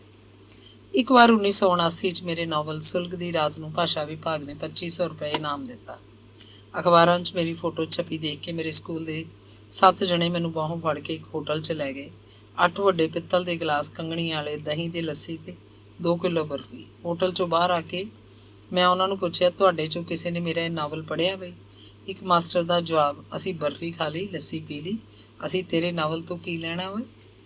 ਮੈਂ ਆਪਣੀ ਸਰਵਿਸ ਦਾ ਬਹੁਤਾ ਸਮਾਂ ਜਿਨ੍ਹਾਂ ਹੋਰ ਸਕੂਲਾਂ 'ਚ ਗੁਜ਼ਾਰਿਆ ਉਹ ਸਨ ਜੇਠੂ ਕੇ 3 ਸਾਲ, ਭਦੌੜ 3 ਸਾਲ, ਹੰਡਿਆਇਆ 6 ਸਾਲ ਤੇ ਰੂੜੇ ਕੇ ਕਲਾਂ 6 ਸਾਲ। ਬਰਨਾਲੇ ਮੇਰੀ ਸਭ ਤੋਂ ਵੱਧ ਠਹਿਰ ਸੀ, ਪਰ ਪਹਿਲੇ ਸਕੂਲਾਂ ਵਾਲੇ ਸਾਥੀ ਅਧਿਆਪਕ ਨਹੀਂ ਸਨ। ਘੱਟੋ ਘੱਟ ਉਹ ਮੈਨੂੰ ਘਟੀਆ ਸਵਾਲ ਨਹੀਂ ਕਰਦੇ ਸਨ। ਇੱਕ ਤੱਥ ਹੋਰ ਮੇਰੇ ਸਾਹਮਣੇ ਆਉਂਦਾ ਹੈ, ਪਹਿਲੇ 4 ਸਕੂਲਾਂ ਵਾਲੇ ਸਾਥੀ ਅਧਿਆਪਕਾਂ ਵਿੱਚੋਂ ਕਈ ਜਣੇ ਮੇਰੇ ਦੋਸਤ ਬਣੇ। ਉਹ ਹੁਣ ਤੱਕ ਵੀ ਮੇਰੇ ਦੋਸਤ ਹਨ, ਮੇਰੀ ਖੁਸ਼ੀ ਗਮੀ 'ਚ ਸ਼ਾਮਲ ਹੁੰਦੇ ਹਨ। ਪਰ ਬਰਨਾਲਾ ਸਕੂਲ 'ਚ ਮੇਰਾ ਨਵਾਂ ਦੋਸਤ ਕੋਈ ਨਹੀਂ ਬਣ ਸਕਿਆ। ਜਿਨ੍ਹਾਂ 5-7 ਬੰਦਿਆਂ ਨਾਲ ਘਰੇਲੂ ਸੰਬੰਧ ਸਨ, ਉਹ ਇਸ ਸਕੂਲ ਵਿੱਚ ਆਉਣ ਤੋਂ ਪਹਿਲਾਂ ਦੇ ਹੀ ਸਨ। ਜਦੋਂ ਮੈਂ ਸਕੂਲ 'ਚ ਆਇਆ, ਮੇਰੀ ਪਤਨੀ 10-12 ਦਿਨਾਂ ਬਾਅਦ ਹੀ ਮਰ ਗਈ। ਦੁਖੀ ਮੈਂ ਪਹਿਲਾਂ ਹੀ ਸੀ। ਉਹ 2.5-3 ਸਾਲ ਸਖਤ ਬਿਮਾਰ ਰਹੀ ਸੀ। ਮੇਰੇ ਜਵਾਕ ਰੋਲ ਰਹੇ ਸਨ।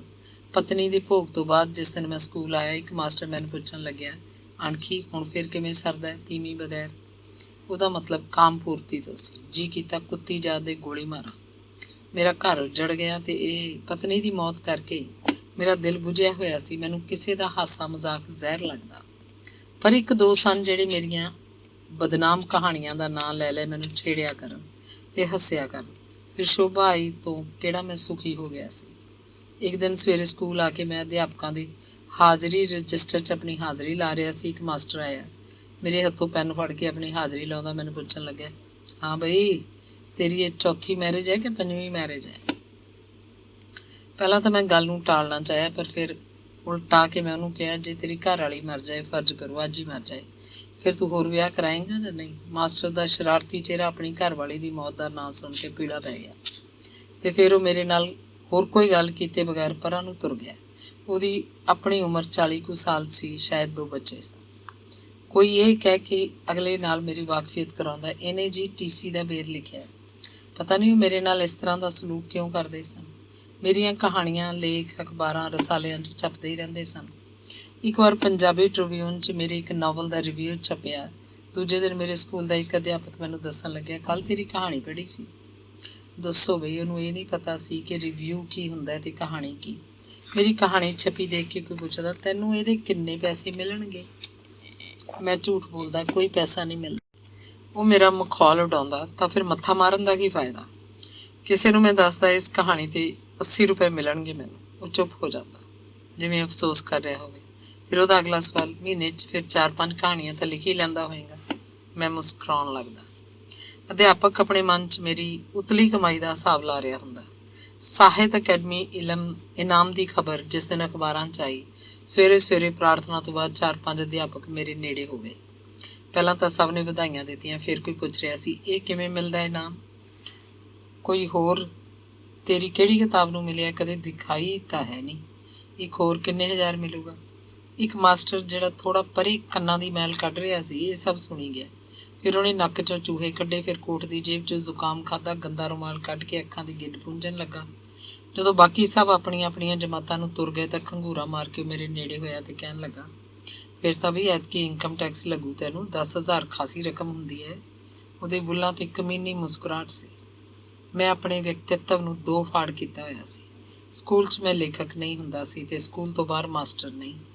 ਸਵੇਰੇ ਜਦੋਂ ਸਕੂਲ ਜਾਂਦਾ ਤਾਂ ਆਪਣੇ ਲੇਖਕ ਨੂੰ ਸਕੂਲ ਗੇਟ ਤੋਂ ਬਾਹਰ ਖੜਾ ਕਰ ਦਿੰਦਾ, ਕਹਿੰਦਾ, ਲੈ ਵੀ ਮਿੱਤਰਾ, ਆਪਾਂ ਸਾਰੀ ਛੁੱਟੀ ਤੋਂ ਬਾਅਦ ਮਿਲਾਂਗੇ। ਅਜਿਹੇ ਉਦੰਡ ਤੇ ਅਸ਼ਿਸ਼ਟ ਲੋਕਾਂ 'ਚ ਰਹਿ ਕੇ ਵੀ ਸਾਹਿਤ ਰਚਨਾ ਜਿਹਾ ਸੂਖਮ ਕੰਮ ਕਰਦਾ ਰਿਹਾ।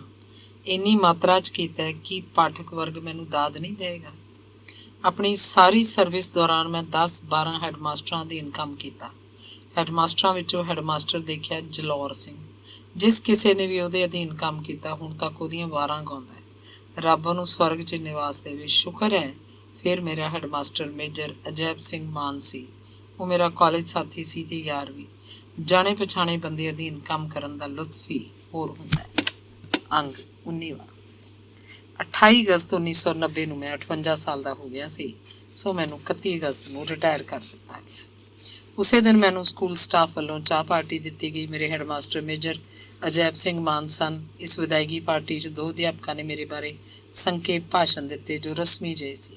ਮੇਰੀ ਸਾਹਿਤਕ ਦੇਣ ਦਾ ਕੋਈ ਜ਼ਿਕਰ ਨਹੀਂ ਕੀਤਾ ਗਿਆ ਸੀ। ਕੀ ਜ਼ਿਕਰ ਕਰਦੇ ਹੋ? ਸਕੂਲ ਦੇ ਕਿਸੇ ਵੀ ਅਧਿਆਪਕ ਨੂੰ ਮੇਰੀਆਂ ਸਾਹਿਤਕ ਸਰਗਰਮੀਆਂ ਦਾ ਕੋਈ ਪਤਾ ਨਹੀਂ ਸੀ। ਮੈਂ ਕੀ ਲਿਖਦਾ, ਮੇਰੀਆਂ ਕਿਹੜੀਆਂ ਕਿਤਾਬਾਂ ਛਪਦੀਆਂ ਰਹਿੰਦੀਆਂ ਹਨ, ਬਾਹਰ ਕਿੱਥੇ ਸਾਹਿਤਕ ਸਮਾਗਮਾਂ 'ਤੇ ਜਾ ਕੇ ਆਉਣਾ। ਹੈਡਮਾਸਟਰ ਅਜੈਬ ਸਿੰਘ ਮੇਰਾ ਦੋਸਤ ਵੀ ਸੀ। ਅਸੀਂ ਇੱਕੋ ਕਾਲਜ 'ਚ ਇਕੱਠੇ ਪੜ੍ਹੇ ਸੀ। ਉਹ ਮੇਰੇ ਲਿਖਣ ਬਾਰੇ ਖਾਸਾ ਕੁਝ ਜਾਣਦਾ ਸੀ, ਮੇਰੀਆਂ ਕਈ ਕਿਤਾਬਾਂ ਵੀ ਪੜ੍ਹੀਆਂ ਸੀ। ਪਰ ਉਸ ਦਿਨ ਉਹਦਾ ਭਾਸ਼ਣ ਵੀ ਹੈਡਮਾਸਟਰਾਂ ਵਾਲਾ ਹੀ ਸੀ। ਮੈਂ ਵੀ ਅਖੀਰ 'ਚ ਸਧਾਰਨ ਜਿਹੇ ਸ਼ਬਦ ਹੀ ਆਖੇ। ਇੱਕ ਤਰ੍ਹਾਂ ਨਾਲ ਸਕੂਲ ਸਟਾਫ ਦਾ ਧੰਨਵਾਦ ਕੀਤਾ। ਆਪਣੇ ਬਾਰੇ ਮੈਂ 2 ਗੱਲਾਂ ਵਿਸ਼ੇਸ਼ ਕਰਕੇ ਦੱਸਣਾ ਚਾਹੁੰਦਾ ਸੀ ਜੋ ਨਹੀਂ ਦੱਸੀਆਂ। ਇੱਕ ਤਾਂ ਇਹ ਕਿ ਸਕੂਲ ਮੇਰੇ ਲਈ ਕਿੰਨਾ ਚੰਗਾ ਸਾਬਤ ਹੋਇਆ, ਜਿੱਥੇ 14 ਸਾਲ ਗੁਜ਼ਾਰ ਕੇ ਮੈਂ ਬਹੁਤ ਸਾਹਿਤਕ ਕੰਮ ਕੀਤਾ ਸੀ। ਮੇਰੀਆਂ ਲਗਭਗ 10 ਕਿਤਾਬਾਂ ਛਪੀਆਂ। ਕੋਠੇ ਖੜਕ ਸਿੰਘ ਵੱਡ ਆਕਾਰੀ ਨਾਵਲ ਇਸ ਅਰਸੇ ਦੌਰਾਨ ਹੀ ਲਿਖਿਆ, ਜਿਸ ਨੂੰ 1987 ਦਾ ਭਾਰਤੀ ਸਾਹਿਤ ਅਕੈਡਮੀ ਇਨਾਮ ਮਿਲਿਆ। ਮੇਰੇ ਲਈ ਦੂਜਾ ਗੌਰਵ ਸੀ ਮੇਰੀ ਪਤਨੀ ਸ਼ੋਭਾ। ਇੱਥੇ ਬਰਨਾਲੇ ਰਹਿੰਦਿਆਂ ਹੀ ਮੈਂ ਉਹਨੂੰ ਅਜਮੇਰ ਤੋਂ ਲਿਆ ਸਕਿਆ। ਮੈਂ ਬਰਨਾਲੇ ਬਦਲ ਕੇ ਨਾ ਆਉਂਦਾ ਤਾਂ ਮੇਰਾ ਜੀਵਨ ਹੋਰ ਹੁੰਦਾ। ਮੇਰੇ ਜੀਵਨ ਦੀ ਡਗਮਗਾਉਂਦੀ ਕਿਸ਼ਤੀ ਪਤਾ ਨਹੀਂ ਕਿਸ ਕਿਨਾਰੇ ਲੱਗਦੀ। ਸ਼ੋਭਾ ਦੇ ਸਾਥ ਨੇ ਜਿੱਥੇ ਮੈਨੂੰ ਪਰਿਵਾਰਕ ਸੁੱਖ ਦਿੱਤਾ, ਉੱਥੇ ਉਹਦੇ ਕਰਕੇ ਮੇਰੇ ਲਿਖਣ ਕਾਰਜ ਨੂੰ ਵੀ ਅਥਾਹ ਬਲ ਮਿਲਿਆ। ਅੱਜ ਕੱਲ੍ਹ ਜਦੋਂ ਕੋਈ ਅਧਿਆਪਕ ਰਿਟਾਇਰ ਹੁੰਦਾ ਹੈ ਤਾਂ ਉਹਦਾ ਇਹ ਦਿਨ ਕਿਸੇ ਵਿਆਹ ਵਾਂਗ ਜਸ਼ਨ ਮਨਾਇਆ ਜਾਂਦਾ ਹੈ। ਰਿਸ਼ਤੇਦਾਰ ਤੇ ਖਾਸ ਦੋਸਤ ਮਿੱਤਰ ਮਹਿੰਗੇ ਗਿਫਟ ਲੈ ਕੇ ਆਉਂਦੇ ਹਨ। ਸਹੁਰਿਆਂ ਵੱਲੋਂ ਉਸ ਆਦਮੀ ਨੂੰ ਸੋਨੇ ਦੀ ਛਾਪ ਪਹਿਨਾਈ ਜਾਂਦੀ ਹੈ। ਕੁੜੀ ਲਈ ਵੀ ਕੋਈ ਟੂਮ ਤੇ ਸੂਟ ਦਿੱਤਾ ਜਾਂਦਾ ਹੈ। ਆਥਣ ਨੂੰ ਅਧਿਆਪਕ ਦੇ ਘਰ ਸ਼ਰਾਬ ਪਾਰਟੀ ਦਾ ਪ੍ਰੋਗਰਾਮ ਹੁੰਦਾ ਹੈ, ਪਰ ਸਾਡੇ ਵੇਲੇ ਇੰਜ ਨਹੀਂ ਸੀ। ਜਦੋਂ ਮੈਂ ਰਿਟਾਇਰ ਹੋਇਆ, ਉਹਨਾਂ ਦਿਨਾਂ 'ਚ ਗਿਫਟ ਵਜੋਂ ਜਾਂ ਤਾਂ ਘੜੀ ਦੇ ਦਿੱਤੀ ਜਾਂਦੀ ਜਾਂ ਫਿਰ ਕੋਈ ਟੈਚੀ ਆਦਿ। ਇੱਕ ਗੱਲੋਂ ਮੈਂ ਆਪਣੇ ਸਕੂਲ ਸਟਾਫ ਨੂੰ ਅਸ਼ਕੇ ਮੰਨ ਗਿਆ ਕਿ ਉਹਨਾਂ ਨੇ ਮੇਰੀ ਪਹਿਚਾਣ ਫਿਰ ਵੀ ਕਾਇਮ ਰੱਖੀ। ਮੈਨੂੰ 10 ਰਿਮ ਚਿੱਟੇ ਕਾਗਜ਼ ਦੇ ਦਿੱਤੇ ਤੇ 6 ਪੈਨ। ਕਹਿੰਦੇ ਲਿਖੀ ਜਾ ਬਈ, ਜਿੰਨਾ ਚਿਰ ਇਹ ਕਾਗਜ਼ ਮੁੱਕਦੇ ਨਹੀਂ। ਪਰ ਇੱਥੇ ਹੀ ਬਸ ਨਹੀਂ। ਹੈਡਮਾਸਟਰ ਅਜੈਬ ਸਿੰਘ ਮਾਨ ਨੇ 3 ਸਤੰਬਰ ਨੂੰ ਬਰਨਾਲਾ ਦੇ ਸ਼ਹਿਰੀਆਂ ਵੱਲੋਂ ਇੱਕ ਵਿਦਾਇਗੀ ਪਾਰਟੀ ਦਾ ਹੋਰ ਪ੍ਰਬੰਧ ਕਰ ਲਿਆ। ਇਸ 'ਚ ਮੇਰੇ ਜਮਾਤੀ ਆਏ ਸਨ। ਬਰਨਾਲਾ ਦੇ ਹੋਰ ਮੁਤਬਰ ਸੱਜਣ, ਜ਼ਿਲ੍ਹੇ ਦਾ DO ਵੀ ਆਇਆ ਤੇ ਨਾਭਾ ਸਰਕਲ ਦਾ CO ਵੀ। ਉਹ ਦਿਨ ਪੰਜਾਬ 'ਚ ਬੜੇ ਸੰਕਟਕਾਲੀਨ ਦਿਨ ਸਨ। ਕਰਫਿਊ ਲੱਗ ਜਾਂਦੇ, ਸਕੂਲਾਂ ਕਾਲਜਾਂ 'ਚ ਛੁੱਟੀਆਂ ਹੋ ਜਾਂਦੀਆਂ, ਟਰਾਂਸਪੋਰਟ ਬੰਦ ਹੋ ਜਾਂਦੀ। ਜਿਹੜੇ ਹੋਰ ਸੱਜਣ ਮਿੱਤਰ ਬਾਹਰੋਂ ਬੁਲਾਏ ਗਏ, ਕੋਈ ਨਹੀਂ ਆ ਸਕੇ। ਫਿਰ ਵੀ ਫੰਕਸ਼ਨ ਵਧੀਆ ਰਿਹਾ। ਮੇਰੇ ਸਕੂਲ ਸਟਾਫ ਵਿੱਚੋਂ 4-5 ਅਧਿਆਪਕ ਇਸ ਫੰਕਸ਼ਨ 'ਚ ਸ਼ਾਮਲ ਨਹੀਂ ਹੋਏ, ਬਾਹਰ ਕਿਧਰੇ ਮੂੰਹ ਸੁਜਾ ਕੇ ਬੈਠੇ ਰਹੇ। ਇਹਨਾਂ 'ਚ 2 ਤਰ੍ਹਾਂ ਦੇ ਬੰਦੇ ਸਨ। ਇੱਕ ਤਾਂ ਉਹ ਜਿਨ੍ਹਾਂ ਨੂੰ ਇਤਰਾਜ਼ ਸੀ ਕਿ ਅਣਖੀ ਨਾਂ ਦਾ ਅਧਿਆਪਕ ਕੀ ਚੀਜ਼ ਹੈ। ਜਦੋਂ ਸਟਾਫ ਨੇ ਇਹਨੂੰ ਵਿਦਾਇਗੀ ਪਾਰਟੀ ਇੱਕ ਵਾਰ ਦੇ ਦਿੱਤੀ, ਇਹ ਹੁਣ ਦੂਰੀ ਪਾਰਟੀ ਕਿਉਂ ਬਈ? ਦੂਜੀ ਕਿਸਮ ਦੇ ਲੋਕ ਟਿਊਸ਼ਨਿਸਟ ਅਧਿਆਪਕ ਸਨ, ਨਾਂ ਲਏ ਬਗੈਰ, ਜਿਨ੍ਹਾਂ ਦੇ ਖਿਲਾਫ ਮੈਂ ਅਖਬਾਰਾਂ 'ਚ ਆਰਟੀਕਲ ਲਿਖਦਾ ਰਹਿੰਦਾ ਸੀ। ਇਹ ਲੋਕ ਮੁੰਡਿਆਂ ਨੂੰ ਕੁੱਟ-ਕੁੱਟ ਟਿਊਸ਼ਨਾਂ ਰੱਖਦੇ। ਜਿਹੜੇ ਵਿਦਿਆਰਥੀ ਟਿਊਸ਼ਨ ਰੱਖ ਲੈਂਦੇ ਉਹਨਾਂ ਨੂੰ ਕਲਾਸ 'ਚ ਕੁਝ ਨਾ ਆਖਦੇ, ਉਹਨਾਂ ਨੂੰ ਤਾਂ ਸਗੋਂ ਹੁਸ਼ਿਆਰ ਵਿਦਿਆਰਥੀਆਂ 'ਚ ਗਿਣਨ ਲੱਗਦੇ। ਤੇ ਜਿਹੜੇ ਵਿਦਿਆਰਥੀ ਉਹਨਾਂ ਕੋਲ ਟਿਊਸ਼ਨ ਨਹੀਂ ਰੱਖਦੇ ਸਨ, ਉਹਨਾਂ ਨੂੰ ਉਹ ਕਿਸੇ ਨਾ ਕਿਸੇ ਬਹਾਨੇ ਨਿੱਤ ਮਾਰਦੇ ਤੇ ਆਖਦੇ ਕਿ ਤੂੰ ਪਾਸ ਨਹੀਂ ਹੋ ਸਕਦਾ, ਤੂੰ ਜਮਾਂ ਨਿੱਲ ਹੈ। ਇਹ ਨਿਰਦਈ ਅਧਿਆਪਕ ਮੁੰਡਿਆਂ ਦੇ ਡੰਡੇ ਮਾਰ-ਮਾਰ ਮੋਢੇ ਤੋੜ ਦਿੰਦੇ, ਹਥੇਲੀਆਂ ਲਾਲ ਕਰ ਦਿੰਦੇ ਸਨ। 1 ਸਾਲ ਦੀ ਗੱਲ ਸੁਣਾਉਣਾ। ਮੈਂ 3 ਹਾਈ ਸਕੂਲਾਂ 'ਚ 25-26 ਸਾਲ ਨੌਕਰੀ ਕੀਤੀ। ਅਧਿਆਪਕ ਤਾਂ ਮੈਂ ਅੰਗਰੇਜ਼ੀ ਤੇ ਸਮਾਜਿਕ ਅਧਿਐਨ ਦਾ ਸੀ, ਪਰ ਕਿਸੇ ਸਾਲ ਮੈਨੂੰ ਸਿਹਤ ਵਿਗਿਆਨ, ਪਸ਼ੂ ਪਾਲਣ ਦਾ ਵਿਸ਼ਾ ਵੀ ਹਾਈ ਸਕੂਲਾਂ ਨੂੰ ਪੜ੍ਹਾਉਣ ਲਈ ਦੇ ਦਿੱਤਾ ਜਾਂਦਾ। ਪੀਰੀਅਡ ਪੂਰੇ ਕਰਨ ਲਈ ਅਜਿਹਾ ਕੀਤਾ ਜਾਂਦਾ ਸੀ। ਉਸ ਸਾਲ ਮੇਰੇ ਕੋਲ 10ਵੀਂ ਦਾ ਵਿਸ਼ਾ ਪਸ਼ੂ ਪਾਲਣ ਸੀ। ਸਕੂਲ 'ਚ ਟਿਊਸ਼ਨਾਂ ਪੜ੍ਹਾਉਣ ਦੀ ਲੁੱਟਮਾਰ ਮਚੀ ਸੀ। ਸਤੰਬਰ ਦੇ ਮਹੀਨੇ ਜਦੋਂ ਸਕੂਲ ਲੱਗਣ ਦਾ ਸਮਾਂ ਬਦਲਦਾ, ਟਿਊਸ਼ਨਾਂ ਸ਼ੁਰੂ ਹੋ ਜਾਂਦੀਆਂ। ਜਿਹੜਾ ਮੁੰਡਾ ਟਿਊਸ਼ਨ ਨਾ ਰੱਖਦਾ ਉਹਨੂੰ ਕੁੱਟਿਆ ਜਾਂਦਾ। ਟਿਊਸ਼ਨ ਰੱਖਦਿਆਂ ਹੀ ਉਹਦੀ ਕੁੱਟ ਮਾਰ ਹੋ ਜਾਂਦੀ। ਟਿਊਸ਼ਨ ਰੱਖਦਿਆਂ ਉਹਦੀ ਕੁੱਟ ਮਾਫ ਹੋ ਜਾਂਦੀ। ਇਹ ਸਿਲਸਿਲਾ ਦਸੰਬਰ-ਜਨਵਰੀ ਤੱਕ ਚੱਲਦਾ ਰਹਿੰਦਾ ਸੀ। ਮੇਰੇ ਕੋਲ ਪਸ਼ੂ ਪਾਲਣ ਦੇ 13 ਮੁੰਡੇ ਸਨ। ਪਹਿਲਾਂ ਤਾਂ ਵਕਤ ਟਪਾਈ ਗਏ। ਜਦੋਂ ਅਕਤੂਬਰ-ਨਵੰਬਰ ਦੇ ਦਿਨ ਆਏ ਤਾਂ ਮੈਂ ਆਪਣੇ ਇਸ ਵਿਸ਼ੇ ਸੰਬੰਧੀ ਗੰਭੀਰ ਹੋ ਗਿਆ ਤੇ ਮੈਂ ਪੜ੍ਹਾਉਣਾ ਚਾਹੁੰਦਾ ਸੀ, ਪਰ ਮੁੰਡੇ ਕਿਤਾਬਾਂ ਲੈ ਕੇ ਹੀ ਨਾ ਆਇਆ ਕਰਨ। ਕਿਤਾਬਾਂ ਨੂੰ ਕਿਹਾ ਕਰਾਂ ਤਾਂ ਮੁੰਡੇ ਟਾਲਦੇ ਰਹਿੰਦੇ, ਸਗੋਂ ਕਹਿੰਦੇ ਛੱਡੋ ਜੀ, ਕੀ ਹੈ ਪੜ੍ਹਾਈਆਂ 'ਚ, ਗੱਲਾਂ ਸੁਣੋ। ਗੱਲਾਂ 'ਚ ਮੈਂ ਉਹਨਾਂ ਨੂੰ ਕਿਤਾਬਾਂ ਵਗੈਰਾ ਬਗੈਰ ਹੀ ਪੜ੍ਹਾਉਣ ਲੱਗਦਾ। ਉਹ ਸਮਝ ਜਾਂਦੇ ਤੇ ਫਿਰ ਟੋਕਦੇ ਕਿ ਮੈਂ ਪੜ੍ਹਾਈ ਦੀ ਤਾਂ ਗੱਲ ਹੀ ਨਾ ਕਰਾਂ। ਜਨਵਰੀ ਫਰਵਰੀ ਦੇ ਦਿਨਾਂ 'ਚ ਮੈਂ ਉਦਾਸ ਲਹਿਜੇ 'ਚ ਇੱਕ ਦਿਨ ਉਹਨਾਂ ਨੂੰ ਕਿਹਾ, ਤੁਸੀਂ ਤਾਂ ਯਾਰ ਮੇਰਾ ਇਨਕਰੀਮੈਂਟ ਬੰਦ ਕਰਾਓਗੇ। ਉਹ ਕੀ ਹੁੰਦਾ ਜੀ? ਇੱਕ ਮੁੰਡੇ ਨੇ ਪੁੱਛਿਆ। ਹਰ ਸਾਲ ਸਾਡੀ ਤਨਖਾਹ ਵੱਧਦੀ ਹੈ, ਇਹਨੂੰ ਇਨਕਰੀਮੈਂਟ ਕਹਿੰਦੇ ਆ। ਜਿਹਦਾ ਰਿਜ਼ਲਟ ਘੱਟ ਹੋਵੇ ਉਹਦਾ ਇਨਕਰੀਮੈਂਟ ਰੁਕ ਜਾਂਦਾ ਹੈ। ਅੱਛਾ ਜੀ, ਇਹ ਗੱਲ ਹੈ?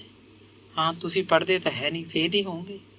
ਹੁਣ ਸਮਝ ਗਏ, ਅਸੀਂ ਤੁਹਾਡਾ ਇਨਕਰੀਮੈਂਟ ਬੰਦ ਨਹੀਂ ਹੋਣ ਦਿੰਦੇ ਜੀ, ਪਾਸ ਹੋ ਕੇ ਦਿਖਾਵਾਂਗੇ, ਚਾਹੇ ਕੁਝ ਕਰੀਏ। ਜਿਵੇਂ ਉਹਨਾਂ ਨੇ ਗੁਪਤ ਨਿਰਣਾ ਲੈ ਲਿਆ ਹੋਵੇ। ਪਰ ਉਹਨਾਂ ਕਸਾਈਆਂ ਦੇ ਇਨਕਰੀਮੈਂਟ ਜ਼ਰੂਰ ਬੰਦ ਕਰਵਾਉਣੇ ਹੈ। ਇੱਕ ਹੋਰ ਮੁੰਡੇ ਨੇ ਹੁੱਬ ਕੇ ਕਿਹਾ। ਕਿਹਨਾਂ ਦੇ? ਮੈਂ ਪੁੱਛਿਆ।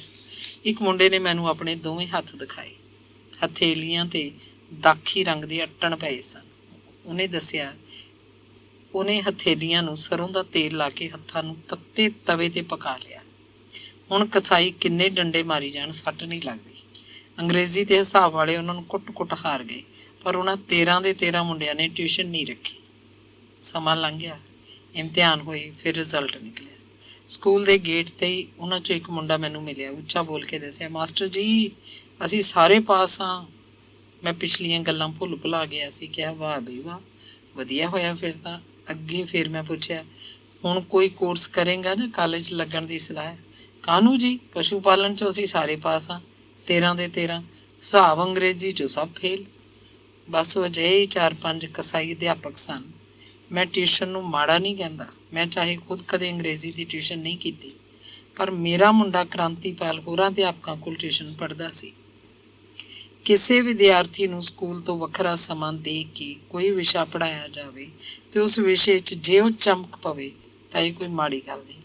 ਸਾਡੇ ਇਸੇ ਸਕੂਲ ਦੇ 2 ਅਧਿਆਪਕ ਸਨ ਜਿਨ੍ਹਾਂ ਦਾ ਟਿਊਸ਼ਨ ਪੜ੍ਹਾਉਣ ਦਾ ਗਰੁੱਪ ਸੀ। ਇੱਕ ਜਣਾ ਜੋ ਅਹਾਤਾ ਨਰਾਇਣ ਸਿੰਘ ਵੱਲ ਰਹਿੰਦਾ ਸੀ, ਅੰਗਰੇਜ਼ੀ ਤੇ ਸਮਾਜਿਕ ਅਧਿਐਨ ਪੜ੍ਹਾਉਂਦਾ, ਅਤੇ ਦੂਜਾ ਅਧਿਆਪਕ ਕਿਲ੍ਹੇ 'ਚ ਰਹਿੰਦਾ, ਹਿਸਾਬ ਤੇ ਸਾਇੰਸ ਪੜ੍ਹਾਉਂਦਾ ਸੀ। ਇਹਨਾਂ ਕੋਲ ਬੇਸ਼ੁਮਾਰ ਮੁੰਡੇ ਕੁੜੀਆਂ ਪੜ੍ਹਦੇ, ਦੂਜੇ ਸਕੂਲਾਂ ਦੇ ਵੀ। ਇਹ ਦਿਨ 'ਚ 2 ਟਾਈਮ ਪੜ੍ਹਾਉਂਦੇ ਸਨ, ਸਵੇਰੇ 1 ਜਾਂ 1.5 ਘੰਟਾ ਅਤੇ ਸ਼ਾਮ ਨੂੰ ਇੰਨਾ ਹੀ ਸਮਾਂ। ਇਹਨਾਂ ਕੋਲ ਵਿਦਿਆਰਥੀ ਸਿਫਾਰਸ਼ਾਂ ਨਾਲ ਪੜ੍ਹਨ ਲੱਗਦੇ। ਇਹ ਦੋਵੇਂ ਅਜਿਹੇ ਅਧਿਆਪਕ ਸਨ ਜੋ ਹੱਕ ਦੀ ਕਮਾਈ ਖਾਂਦੇ ਸਨ। ਇਹਨਾਂ ਨੇ ਕਮਾਇਆ ਵੀ ਬਹੁਤ। ਹਾਂ, ਇਹ ਅਧਿਆਪਕ ਸਕੂਲ ਸਮੇਂ 20 ਕਲਾਸਾਂ ਨੂੰ ਵਧੀਆ ਪੜ੍ਹਾਉਂਦੇ ਸਨ, ਜਦਕਿ ਹੋਰ ਕੁਝ ਅਧਿਆਪਕ ਸਕੂਲ ਦੀ ਕਲਾਸ ਵਿੱਚ ਤਾਂ ਕੁਰਸੀ 'ਤੇ ਸੁੱਤੇ ਪਏ ਰਹਿੰਦੇ ਸਨ। ਮੁੰਡੇ ਰੌਲਾ ਪਾਉਂਦੇ ਅਤੇ ਘਰ 'ਚ ਜਾ ਕੇ ਉਹ ਟਿਊਸ਼ਨਾਂ ਦੇ 2-2, 3-3 ਗਰੁੱਪ ਕੱਢਦੇ ਸਨ। ਧੰਨਵਾਦ।